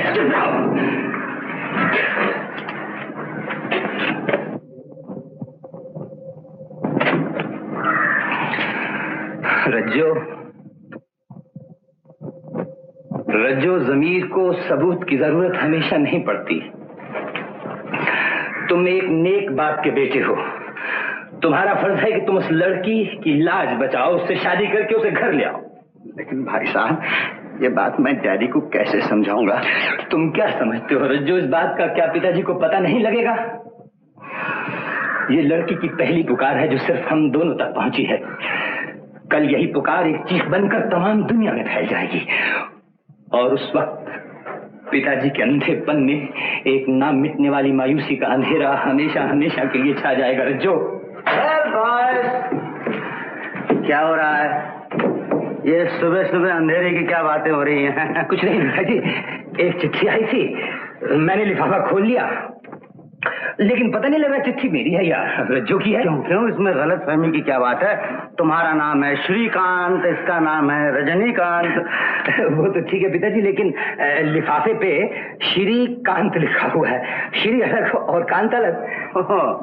मुझे तो चिट्ठी नहीं पिताजी, ये शायद चिट्ठी रज्जो की होगी, मैं इसे दे देता हूँ। नहीं, ये चिट्ठी मेरी हो ही नहीं सकती। मुझे तो शायद मेरी हो, मेरा नाम है चंद्रकांत।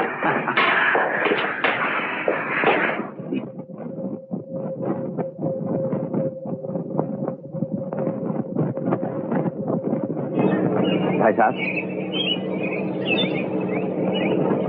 एक बात मानिएगा? कहो।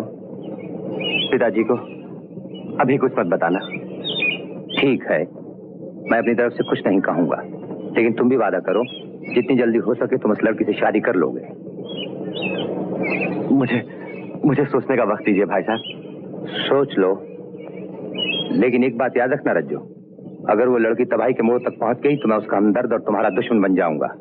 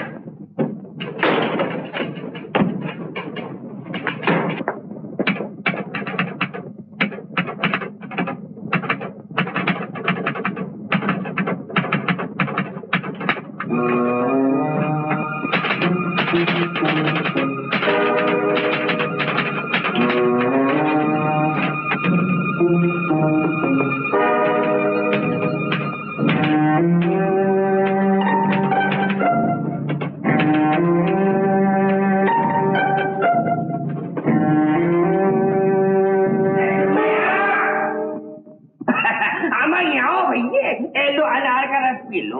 मुझे रस वस कुछ नहीं चाहिए। क्यों नहीं चाहिए? अमा जरा हुलिया तो देखो भैये, चिरोटा हो रही हो चिरोटा। पी लो रज्जो, ले आ जो मन में आ।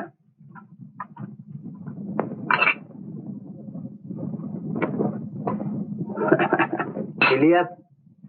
जी डैडी। Good boy. अरे तुमने अब तक बाल नहीं कटवाए? जी वक्त नहीं मिला डैडी। रज्जो जी तुम पल्लवी को जानते हो? कौन? वो अपने मास्टर जी की लड़की? हाँ बहुत अच्छी तरह। वो तो अपने कॉलेज में पढ़ती है, फ्री स्टूडेंट है और अपना बाकी खर्च निकालने के लिए पढ़ाई के बाद 2-3 ट्यूशन भी कर लेती है। फिर भी न जाने कैसे डैडी हर इम्तिहान में फर्स्ट आती है। वंडरफुल। और डैडी कॉलेज में अगर कोई लड़की बीमार पड़ जाए तो पल्लवी दिन रात उसके सिराने खड़ी हुई होती है। और डैडी सारी कॉलेज की लड़कियां उसे देवी मानती हैं। Thank you Rajjo, thank you. Thank you daddy. हाँ, अब मैं दुनी चंद जी को वचन दे सकूंगा। आपका मतलब नहीं समझा। समझ जाओगे जब वो देवी इस घर में आएगी तुम्हारी दुल्हन बनकर। मगर डैडी मुझे मैं जानता हूँ तुम यही कहना चाहते हो ना कि तुम एक दूसरे से प्यार नहीं करते, लेकिन बेटा यकीन करो शादी के बाद का प्यार ही ज्यादा गहरा होता है। और अभी तुम जो कुछ उस लड़की के बारे में कह रहे थे, मुझे पूरा विश्वास हो गया कि पल्लवी जिस घर में दुल्हन बन के जाएगी वो घर स्वर्ग बन जाएगा।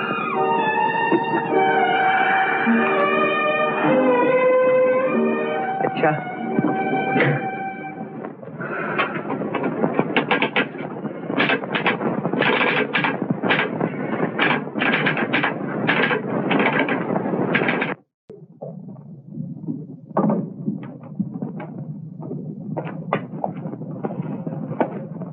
जुम्मन के हाथ के उगाए हुए फूल हजूर को नया साल मुबारक हो के लिए। तुम्हें भी नया साल मुबारक हो जुम्मन मियाँ। अल्लाह फूला हजूर।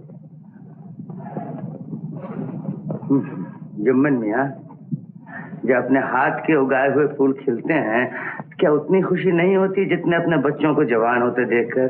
सोलेहा ने सही फरमा रही है हजूर। जा से फूलदानी में रख दो। श्री नया साल मुबारक हो। तुम्हें भी नया साल मुबारक हो। मेरा आशीर्वाद है तुम इसी साल कमिश्नर हो जाओगी। पिताजी आपने तो मुझे एक ही साल में कमिश्नर बना दिया। बहुत जल्दी। छोटे सरकार भला रज्जू मियाँ की गाड़ी क्या बजे जावे?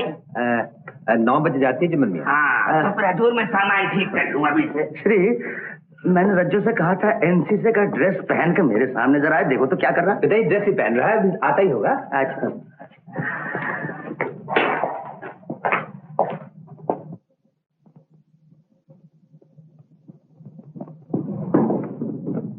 तुमने यूनिफॉर्म पहन ली रज्जू?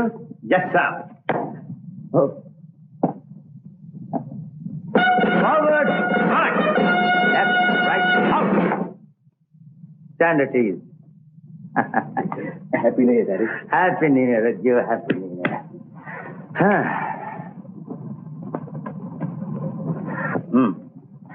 कैडेट ऑफिसर, तुम इस यूनिफॉर्म की जिम्मेदारी समझते हो? Yes sir. Honesty, integrity and good conduct. Right. इस वर्दी का तकाजा है कि तुम जियो भी एक मर्द की तरह और मरो भी एक मर्द की तरह। जहां भी मजबूर और बेकस पर ताकत और जुल्म का हमला हो, तुम मजबूर की ताकत और बेकस का गुरूर बन जाओगे। राइट? राइट साहब। रज्जू मियाँ चाबी कहाँ फेंक दी भैये? जाओ जाओ, तुम्हारा सामान देख लो, देर हो जाएगी। Okay daddy.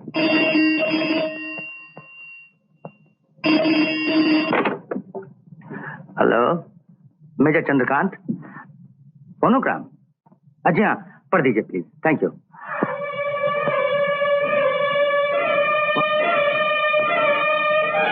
क्या नाम बताया आपने? विमला प्रभु। Thank you.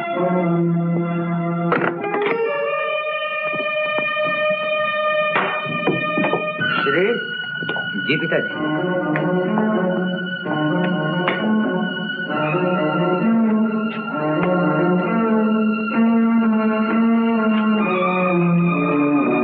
रज्जू का टेलीग्राम है मद्रास से किसी विमला प्रभु का। लिखती है कि हालत बड़ी नाजुक होती चली जा रही है, उसे फौरन वहां जाना चाहिए। क्या मतलब उसका? पता नहीं पिताजी कुछ। और ये भी है कि बाकी बातें खत में लिख चुकी है। चल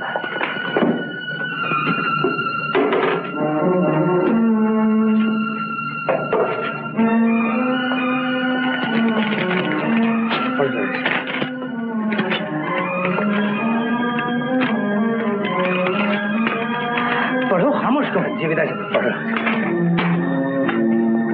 प्रिय कांत, कल तुमसे मिलने हॉस्टल गई थी, पता चला तुम चले गए। जाने से पहले तुम मिलने तक नहीं आए। बड़ा टेढ़ा सीधा लिखा हुआ है। डॉक्टर का कहना है कि मेरे पति यानी तुम्हारे दोस्त को कैंसर अस्पताल में अब दाखिल करना बहुत जरूरी हो गया है। वो खुद खत तो लिख नहीं सकते, लेकिन कहते हैं कि तुम्हारा बहुत बड़ा एहसान होगा अगर तुम ये खत देखते ही यहाँ आ जाओ।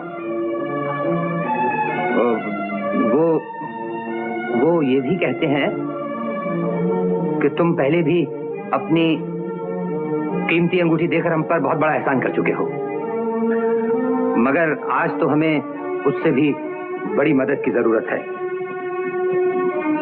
मुझे पूरा यकीन है कि तुम इस वक्त हमारी पूरी मदद करोगे और इस मुसीबत में हमसे मुंह नहीं फेर लोगे। तो तुम्हारी शुभचिंतक बिमला प्रभु।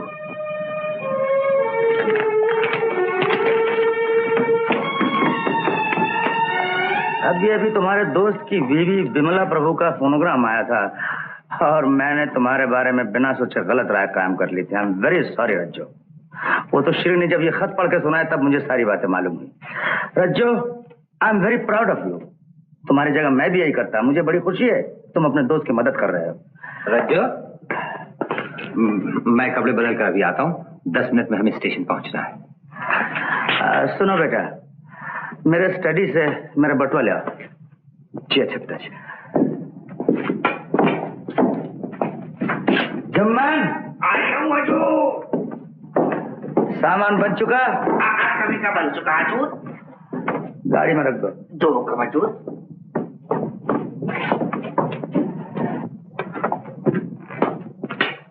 ये रहा डेरी। खोलो जरा। कितने रुपए चाहिए तुम्हें? बस 50 रुपए दे। मेरा ख्याल है 100 रुपए ले।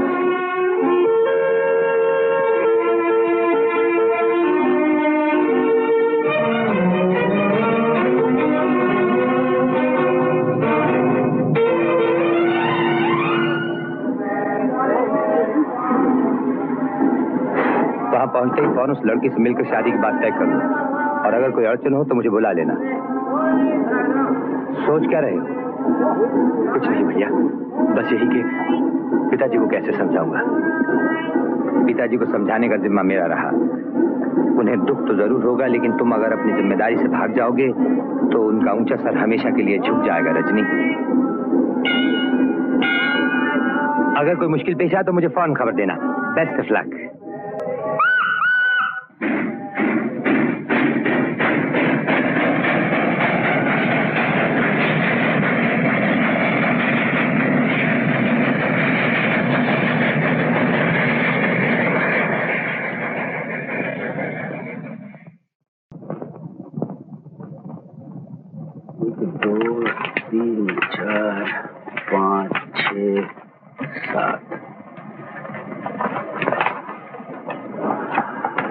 जय हो, जय हो। नया साल मुबारक। आपको तो मुबारक हो दुनिचंद जी। कहिए, नए साल का पहला दिन अच्छा गुजरा? चिरंजीव रजनीकांत जी रवाना हो गए। चिरंजीव श्रीकांत जी के होने वाले ससुर की चिट्ठी आई। आपकी तबीयत तो बिल्कुल ठीक है? आपके सब सवालों का जवाब है जी हाँ। अब तक क्यों बैठिए। मेजर साहब, आज इस नए साल की खुशी में आपके लिए एक छोटा सा तोहफा लाया हूँ। लीजिए, लक्ष्मी जी की मूर्ति है मेजर साहब, मिट्टी की। सुनीचंद जी, अनाज से लेके लाल जवाहर तक सब कुछ मिट्टी से ही निकलता है। ऊपर से तो सिर्फ धूप और बरखा आती है, या फिर उसकी मेहरबानी।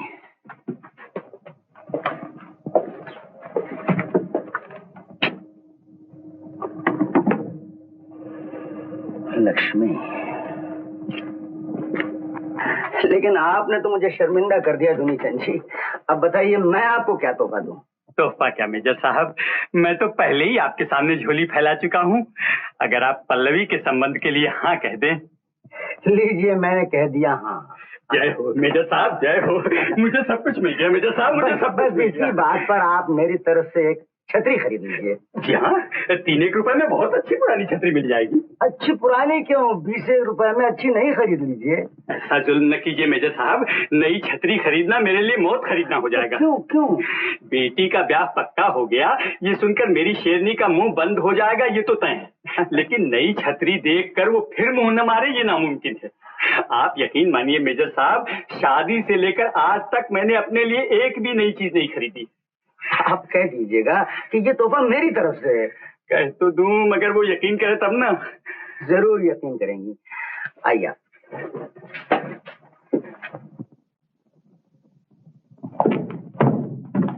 श्री आ गए तुम? जी हाँ बेटा। मास्टर जी को अपने पास से 20 रुपए दे दो।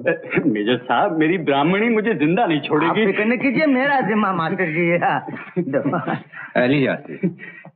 जय हो मेजर साहब। अच्छा तो मैं चलता हूँ। जी करो बेटा। नमस्कार। श्री मेजर साहब, एक बात तो मैं कहनी भूल गया, आज मुझे फिर आधे सर का दर्द हुआ था। ओह पूर्व जन्म के। जीते रहो बेटा। श्री अंदर से मेरा बटुआ ले आओ, तुम्हारे रुपए लौटा दो। इतनी जल्दी क्या पिताजी, बाद में ले लूंगा। नहीं नहीं नहीं, ये मेरे उसूल के खिलाफ है, इसी वक्त लो, जाओ ले आओ।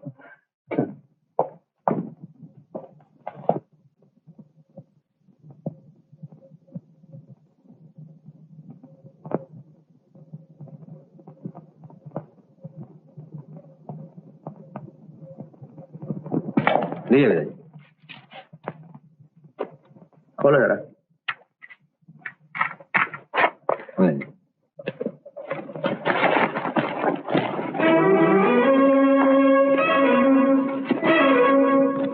क्या हुआ बेटा?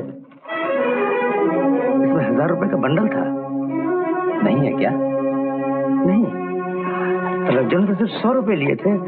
हाँ, रज्जू ने खुद निकाले थे या आपने दिए थे? नहीं निकाले तो। शर्म की बात है श्री, रज्जो पर तुम्हें खामों का शक करने की आदत सी हो गई है। मैंने ऐसा तो कुछ नहीं कहा। कहा नहीं, लेकिन अगर ये नोटों का बंडल जा कहाँ सकता है? जुम्मन मियाँ को बुलाने की जरूरत नहीं पिताजी, नोटों का बंडल मैंने दिया था। तुमने? और अब तक तुम मेरे साथ? मुझे उन रुपयों की जरूरत थी। जरूरत थी तो तुमने पूछा क्यों नहीं मुझसे? आपसे पूछना जरूरी नहीं समझा। नॉनसेंस श्री। पिताजी, आपके पैसों में कुछ मेरा हक भी तो है। हक जरूर है, मगर बगैर पूछे लेने का नहीं। तुम्हारी हरकत तो अब क्या किया जा सकता है? क्या किया जा सकता मैं अच्छी तरह जानता हूँ। ये गुस्ताखी मैं कभी बर्दाश्त नहीं करूंगा। श्री तुम श्री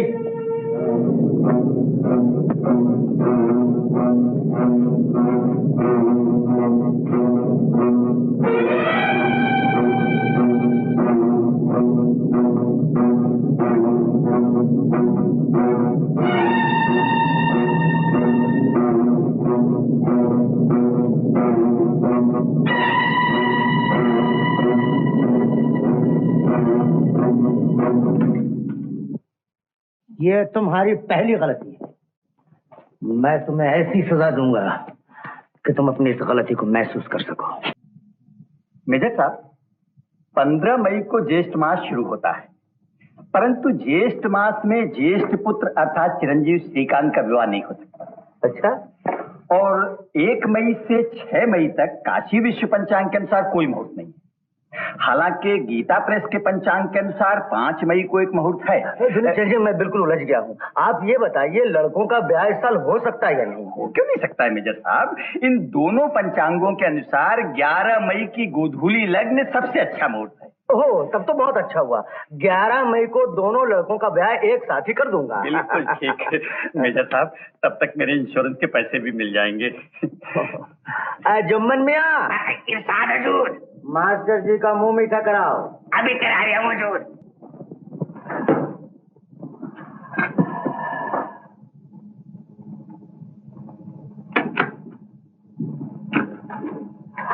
तुमने खाना? जुम्मन, इरशाद हजूर। इंस्पेक्टर साहब ने खाना आज तो बगैर बंदी किए हैं हजूर। पूछो उन्होंने खाना खा लिया या नहीं? बड़े हजूर पूछ रही हैं आपने खाना खा लिया? मेजर साहब से कह दो खा लिया। खा लिया के लिए हजूर। अच्छी बात है, कॉफी ले आओ। भला जी हफ्ता पूरा होने में कै दिन और रह गई है हजूर? आज ही का दिन बाकी है जुम्मन मियाँ। अपने अल्लाह मियाँ से दुआ करो कि ये जल्दी कट जाए। मैं कर रहा हूँ साहब।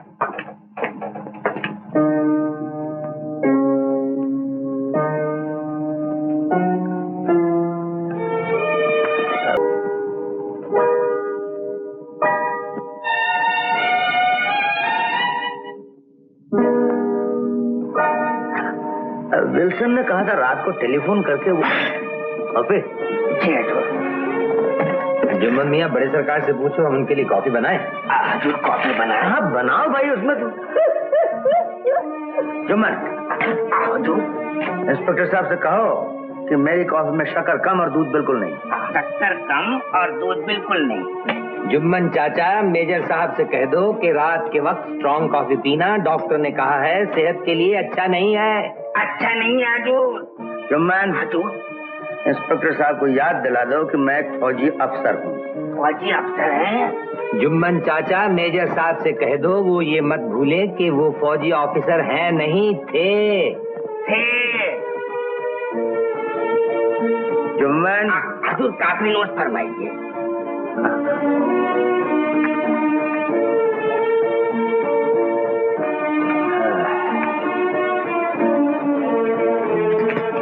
जुम्मन जी हजूर। इंस्पेक्टर साहब से कह दो कि कॉफी काफी अच्छी है। काफी काफी अच्छी है।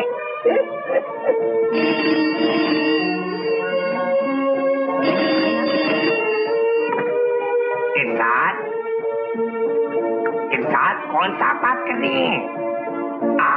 विल्सन साहब। हाँ जी हजूर विल्सन साहब बात कर रही हैं।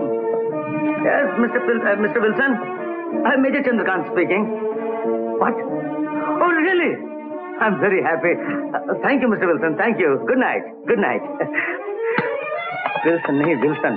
श्री तुम्हारी तरक्की हो गई, तुमने हमें बताया था नहीं। जुम्मन चाचा मेजर साहब को याद दिला वो 7 दिन तक मुझसे बात नहीं करना चाहते थे और मुझे भी बात करने से मना कर दिया। मना कर दीजिए हजूर। नॉनसेंस, मैंने कहा था 7 दिन, ये 7वीं रात है। श्री ये 7 दिन तो मेरे लिए 7 जन्म के बराबर गुजरे हैं। मेरे मौला जान बख्श दी तूने। क्या? आप कह रहे हो हजूर जान बख्श दी मौला ने। Shri my plan is complete now. I am very very happy. मैंने 11 मई को तुम्हारी और रज्जू की शादी तय कर दी है। तब तक रज्जू के फाइनल एग्जामिनेशन भी हो चुके होंगे। मैं तुम्हारे दुख समझता हूँ।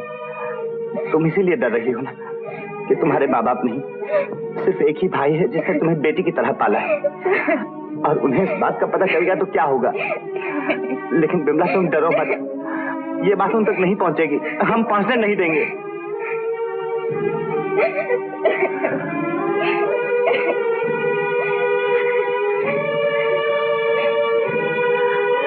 ये अंगूठी देते वक्त मैंने तुम्हें जो वचन दिया था वो मुझे अच्छी तरह याद है बिमला, और हमेशा याद है। लेकिन बिमला मैं क्या करूं?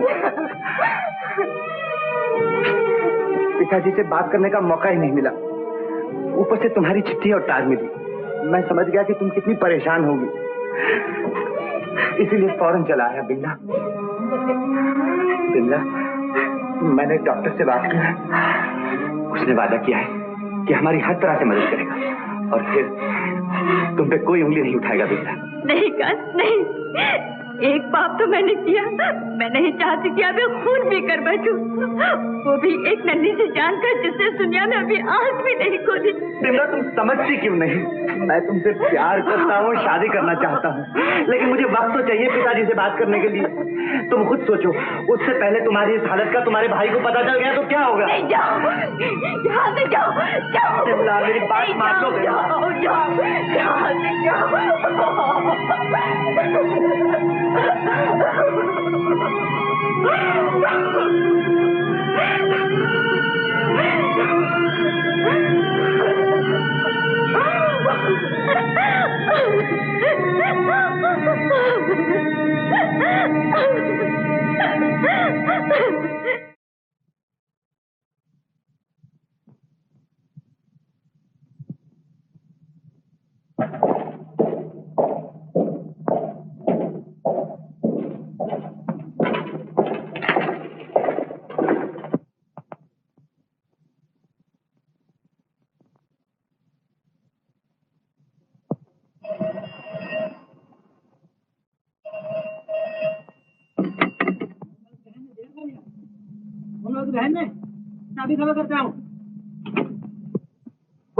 बोल बाबू, जल्दी से घर जाइए। आपकी बहन। क्या हुआ मेरी बहन को? उन्होंने जहर खा लिया। और पाँव पत्थर की तरह रखने चाहिए। क्या कहते हैं, उत्तर दक्षिण पश्चिम पूर्व। हाँ क्या कहते हैं कि आप कहाँ जाएंगे? हाँ, बहुत अच्छे। लेकिन क्या कहते हैं, वहाँ तो बहुत सर्दी होगी। कहाँ ठहरेंगे आप? किसी रिश्तेदार के यहाँ? नहीं। होटल में? हाँ।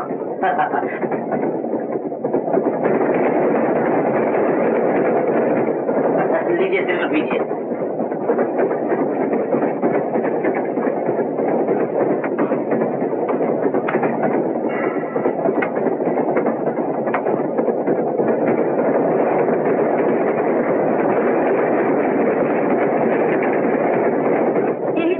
मैंने किया, मैं नहीं चाहती कि मैं खून पी कर बैठूं।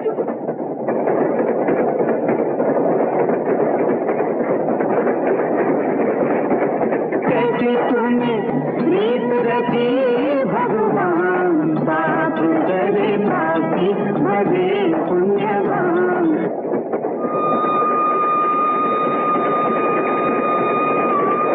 मैं यहीं उतरूंगा। क्या कहते हैं, यही मेरा काठगोदाम सिनेमा है।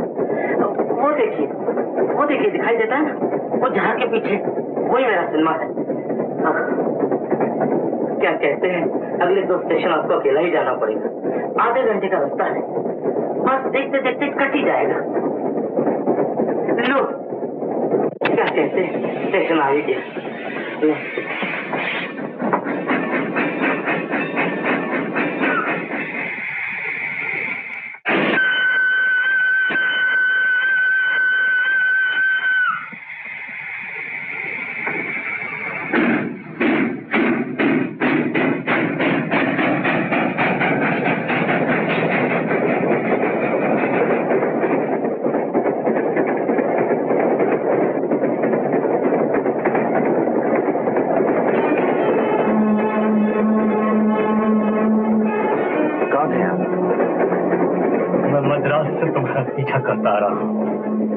इसी मौके के इंतजार में कि तुम मुझे अकेले मिल जाओ, ताकि मैं बिमला की मौत का बदला लूं।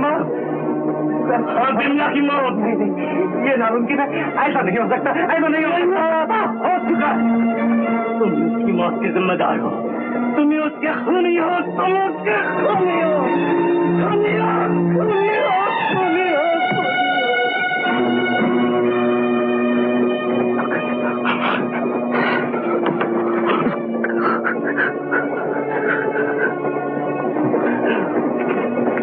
मुझे माफ करना,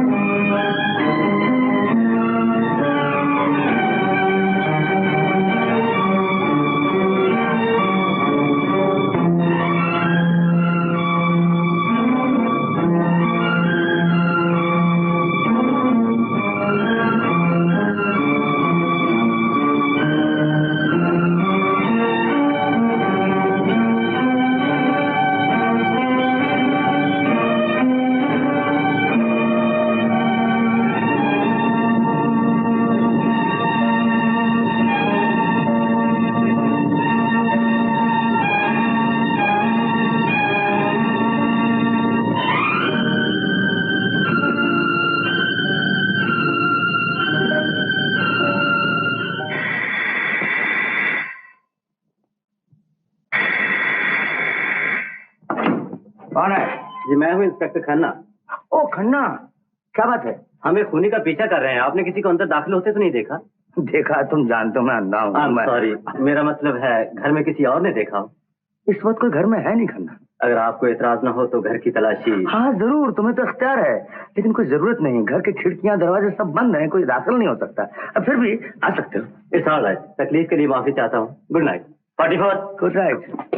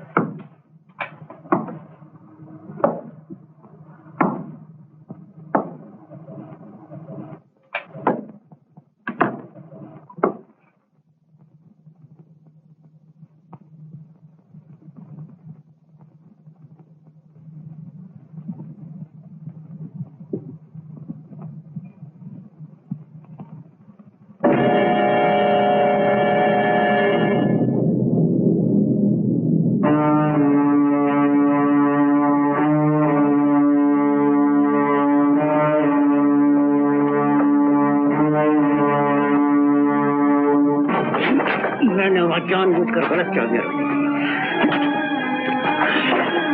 इतना आसान नहीं है। मैं अंधा जरूर हूं, लेकिन एक रिटायर्ड आर्मी ऑफिसर भी हूं।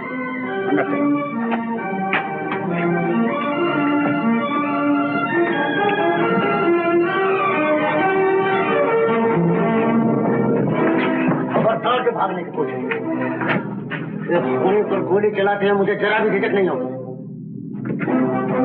इधर खड़े रहो। इसको फोन करें। चुप रहो।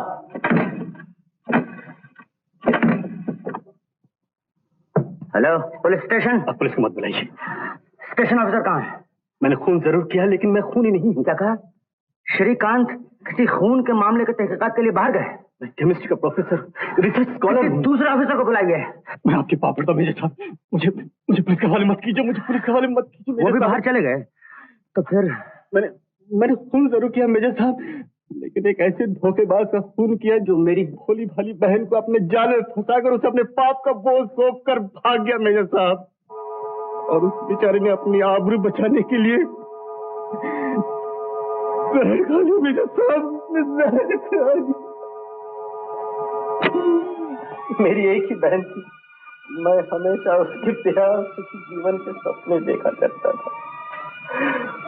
आज वही मैं था, वही मेरी बहन थी, वही घर का आंगन था और वही जुदाई की उदासी।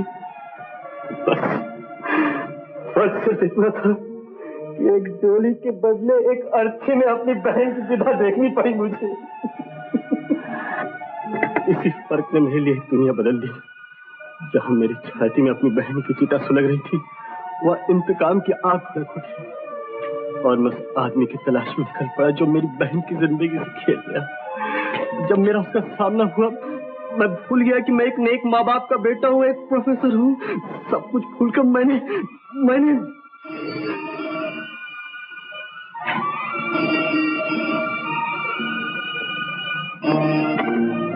Hello, major Chandrakant speaking, police station. मैंने फोन नहीं किया था। हाँ, मैं चंद्रकांत बोल रहा हूँ, मैंने फोन नहीं किया था।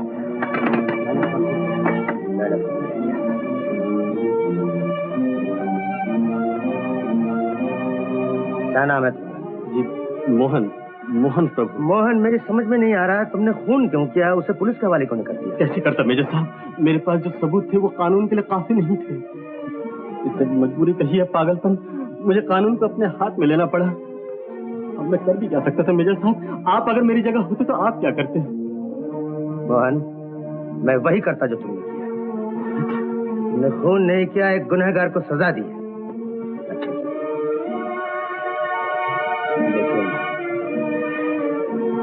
लेकिन अब पुलिस से कैसे बचोगे? मेजर साहब, आज रात के लिए मुझे यहाँ सर्च पाने के लिए जगह दे दीजिए। मैं वादा करता हूँ कल सुबह। ये मुमकिन नहीं है, मुमकिन नहीं है मोहन। तुम उस कमरे में जल्दी छुप जाओ। लेकिन ये ताला लगा हुआ है।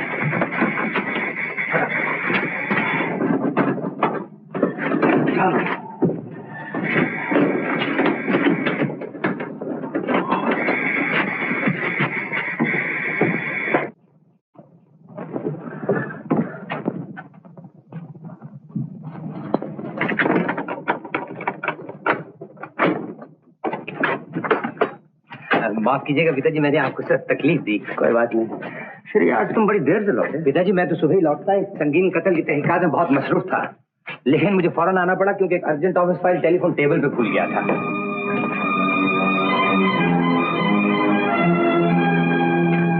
ये ताला कैसे खुला रह गया? खुला रह गया? शायद मैं बंद करना भूल गया। आप और भूल गए, बात कुछ नहीं और अनसुनी लगती है। मैं बंद कर देता हूँ। मैंने बंद कर दिया है।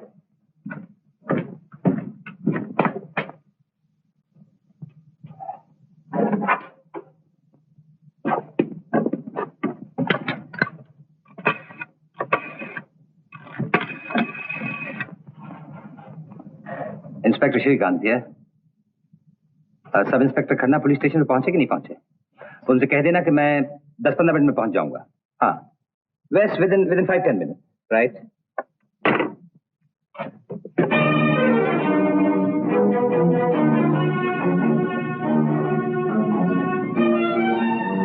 होशियार से होशियार आदमी भी एक बार तो चूक ही जाता है। क्या हुआ? मालूम होता है सबकी भूलने की बारी है। जाने यही कि मेजर चंद का ताला बंद करना भूल गए, इंस्पेक्टर श्रीकांत घर में फाइल भूल गए और मास्टर धुनीचंद जी अपना हैट भूल गए। ट्रैक पर रख दो। अच्छा पिताजी, मैं चलता हूँ, दरवाजा बंद कर लीजिएगा। आप बंद कर दूंगा। Good night father. Good night.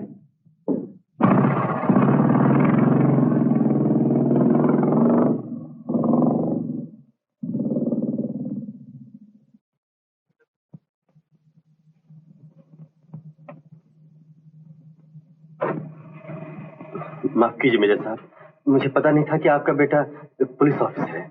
आप दरवाजा खोल दीजिए, मैं यहाँ से चला जाता हूँ।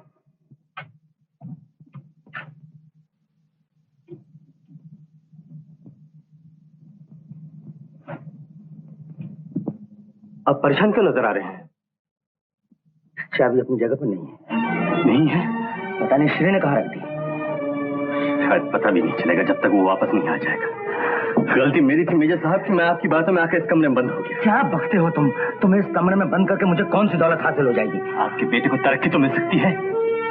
अगर यही बात थी तो मैं उसी वक्त तुम्हें उसके हवाले नहीं कर सकता था। आपने इसलिए उसके हवाले नहीं किया कि उस खूनी को पकड़ने की पूरी तैयारी करके नहीं आया था। मोहन, तुमने एक पापी का खून किया, अपनी शराफत का तो नहीं। क्या हर इंसान पर तो तुम्हारा विश्वास उठ गया? ये भी नहीं जानते कि मैं अंधा हूँ, मुझे दिखाई नहीं देता। तो आपके अंधा होने पर मुझे शक होने लगा है।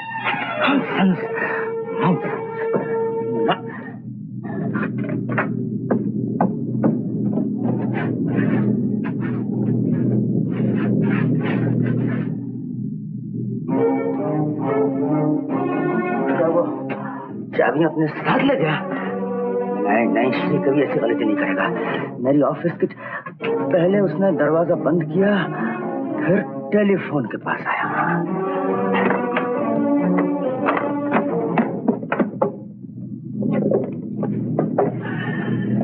यहाँ तो नहीं है। मेरी चाबी? हाँ,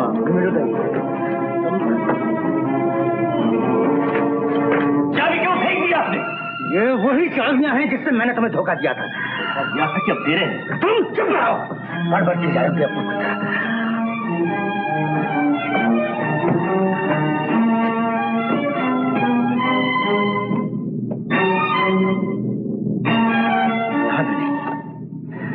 टेलीफोन से है ट्रैक।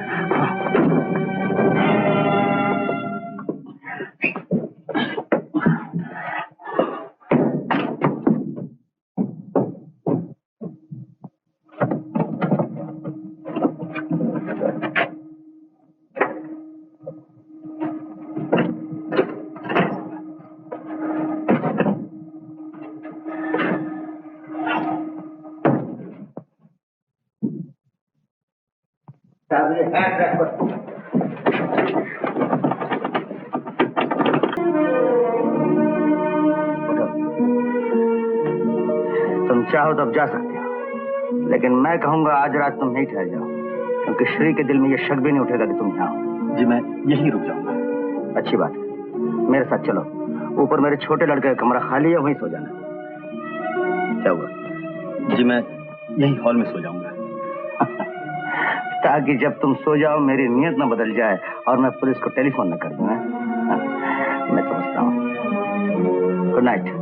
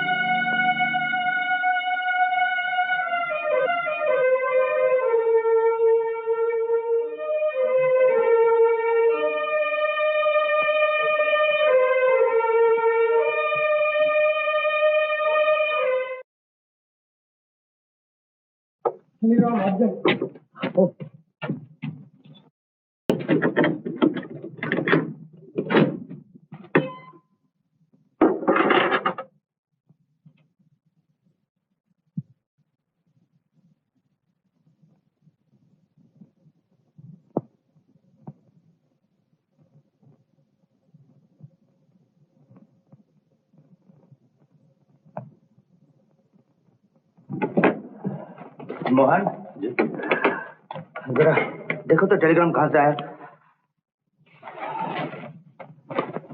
ये कुन्नूर पुलिस स्टेशन से आया है। हो तो फिर श्री के लिए होगा। तुम जरा पढ़ के सुनाओ, मैं से टेलीफोन पर मैसेज दे देता हूँ। खामोश क्यों हो गए? पढ़ो। पढ़ता हूँ।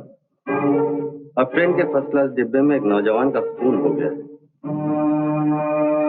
बस इतना ही लिखा है? जी नहीं, आगे भी कुछ लिखा है। हाँ तो पढ़ो, अर्जेंट टेलीग्राम है। उसकी जेब में से एक बटुआ मिला है जिसमें से लगभग 800 रुपए निकले। बटुए के ऊपर लिखा है रजनीकांत हिलक्रेस्ट व्यू ऊटी। क्या? पहचान के लिए लाश कल सुबह ऊटी स्टेशन भेजी जाएगी। लेकिन ये तार यहाँ क्यों आया? क्योंकि हिलक्रेस्ट व्यू इस मकान का नाम है। रजनीकांत मेरा बेटा है। क्या नाम था उसका जिसका तुमने खून किया? मैं उसका नाम तो कुछ नहीं जानता मेजर साहब, लेकिन यकीन मानिए वो एक शैतान था।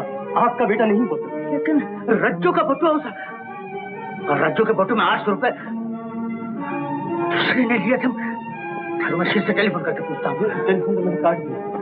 काट दिया? तुमने किस वक्त उसका खून किया था? जी रात के 9 बजे। अब ट्रेन में? जी हाँ। फर्स्ट क्लास के डब्बे में? जी हाँ। इधर आओ मेरे साथ।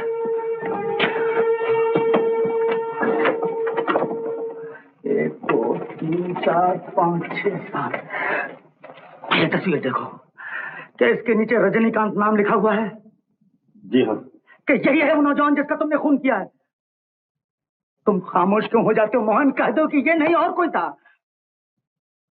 मोहन, तुम्हारी तुम्हारी खामोशी से मुझे घुटन से होने लगती। मोहन, मैं तुमसे मिन्नत करता हूँ, मुझे यकीन दिलाओ कि जिसका तुमने खून किया वो मेरा बेटा नहीं था। मोहन, तुम्हारी एक बात से मेरे लाख अंधेरे छट जाएंगे। मोहन, भूल से भी हाँ मत कह देना। देखो मोहन, कह दो ना, कह दो ना मोहन। काश मैं कह सकता हूँ आपका बेटा नहीं था। क्या मतलब? क्या मतलब? मैं आपसे झूठ नहीं बोल सकता मेजर साहब, मैंने इसी का खून किया। नहीं, तुमने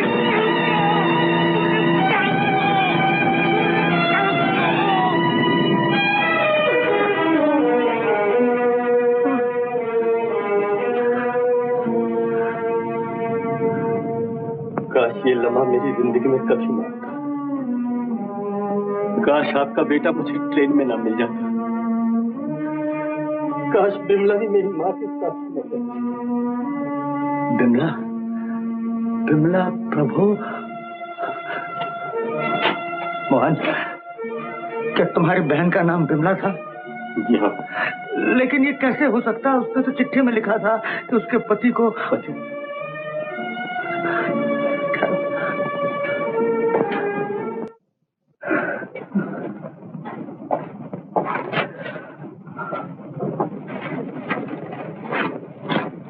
मोहन, जरा देखो तो, क्या इसमें ये नहीं लिखा कि उसका पति बीमार है? क्या कहते हैं मेजर साहब, उसकी तो शादी नहीं हुई थी। शादी नहीं हुई थी, लेकिन श्री ने खुद पढ़ के सुनाया था कि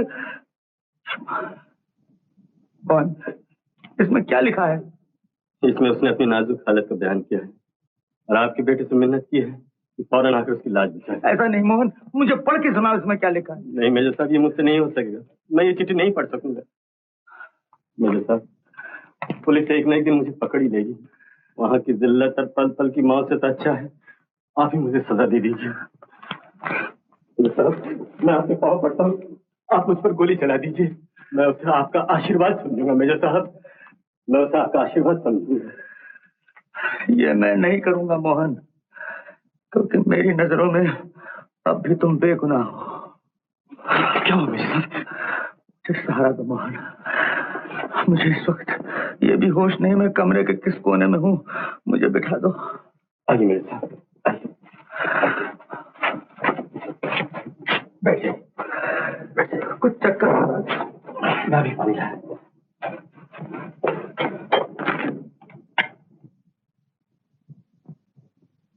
कितनी शर्म की बात है, मेरा रज्जो एक जानवर की मौत मरा। मेरे साथ पानी।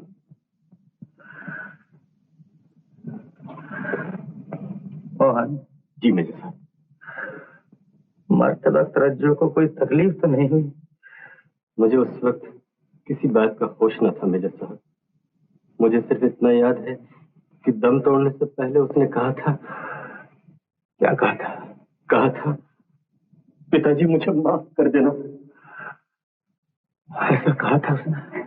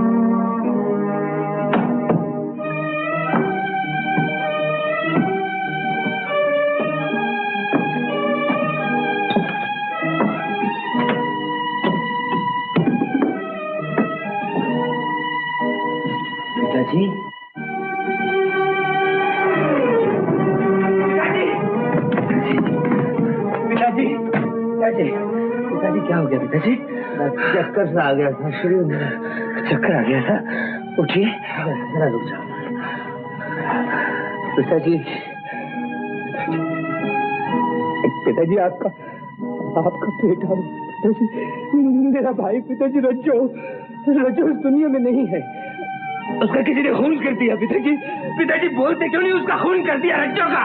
अरे जानता हूँ श्री, लो तुम्हारे जाने के थोड़ी देर बाद ये टेलीग्राम आया था।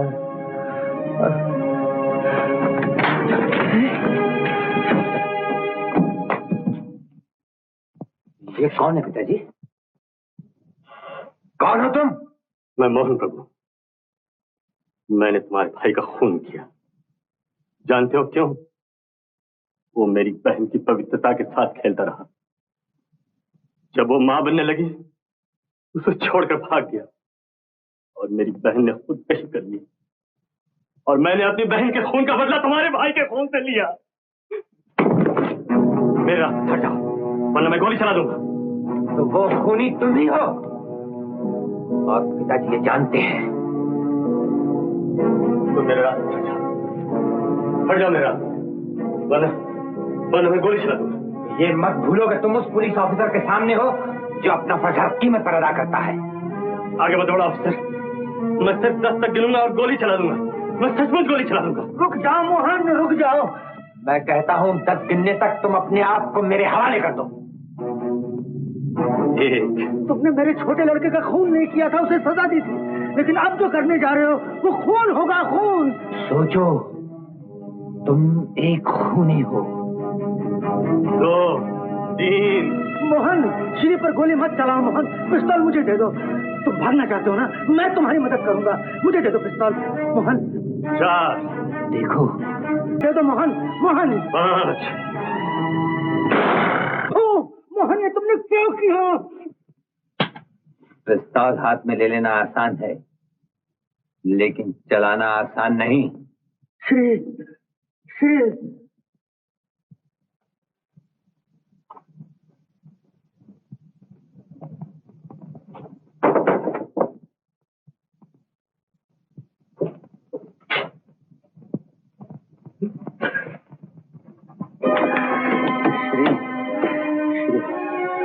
तो आप जानते थे कि इसी आदमी ने रज्जो का खून किया है?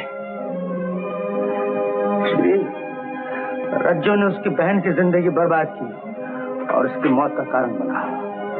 मोहन ने उसको सजा दी है। किसी को यह हासिल नहीं पिताजी कि वो कानून को अपने हाथ में ले ले और दूसरे को मनचाही सजा दे। ये सब कुछ जानते हुए भी आपने उसे पनाह दी। हर आदमी का अपना अपना असूल होता है श्री। हाँ, जाती असूल, लेकिन समाज और कानून किसी के जाती असूलों पर कायम नहीं हो सकते पिताजी। श्री, जहाँ तक मेरा ताल्लुक है, मैंने अपनी सारी जिंदगी अपने जाती वसूलों पर ही काटी और इसीलिए आपके बेटे श्री की जिंदगी भी अपनी ड्यूटी के फराइज और समाजी और कानूनी असूलों से ही बनी और संवरी है। हो सकता है श्री। और इसीलिए major Chandrakant, yes officer, I have to arrest you। एक खूनी मुजरिम को पुलिस की नजरों से बचाने और उसे अपने घर में पनाह देने के जुर्म में मैं आपको पिताजी गिरफ्तार करता हूँ। लेकिन एक बाप की हैसियत से मेरा एक फर्ज बाकी रह जाता है। क्या उसे पूरा करने की इजाजत मिल सकती है? I give you only 5 minutes।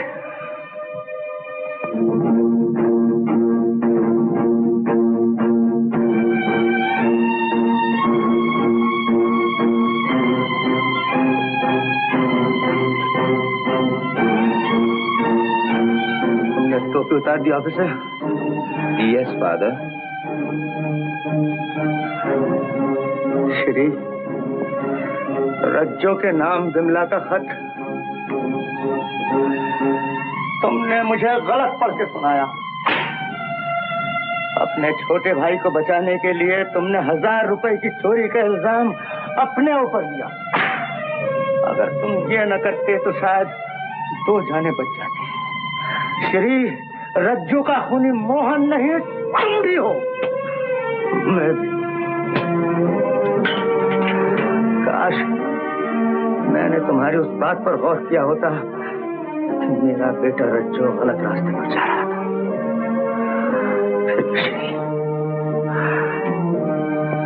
Shri, फिर भी मुझे तुम पर नाज है श्री।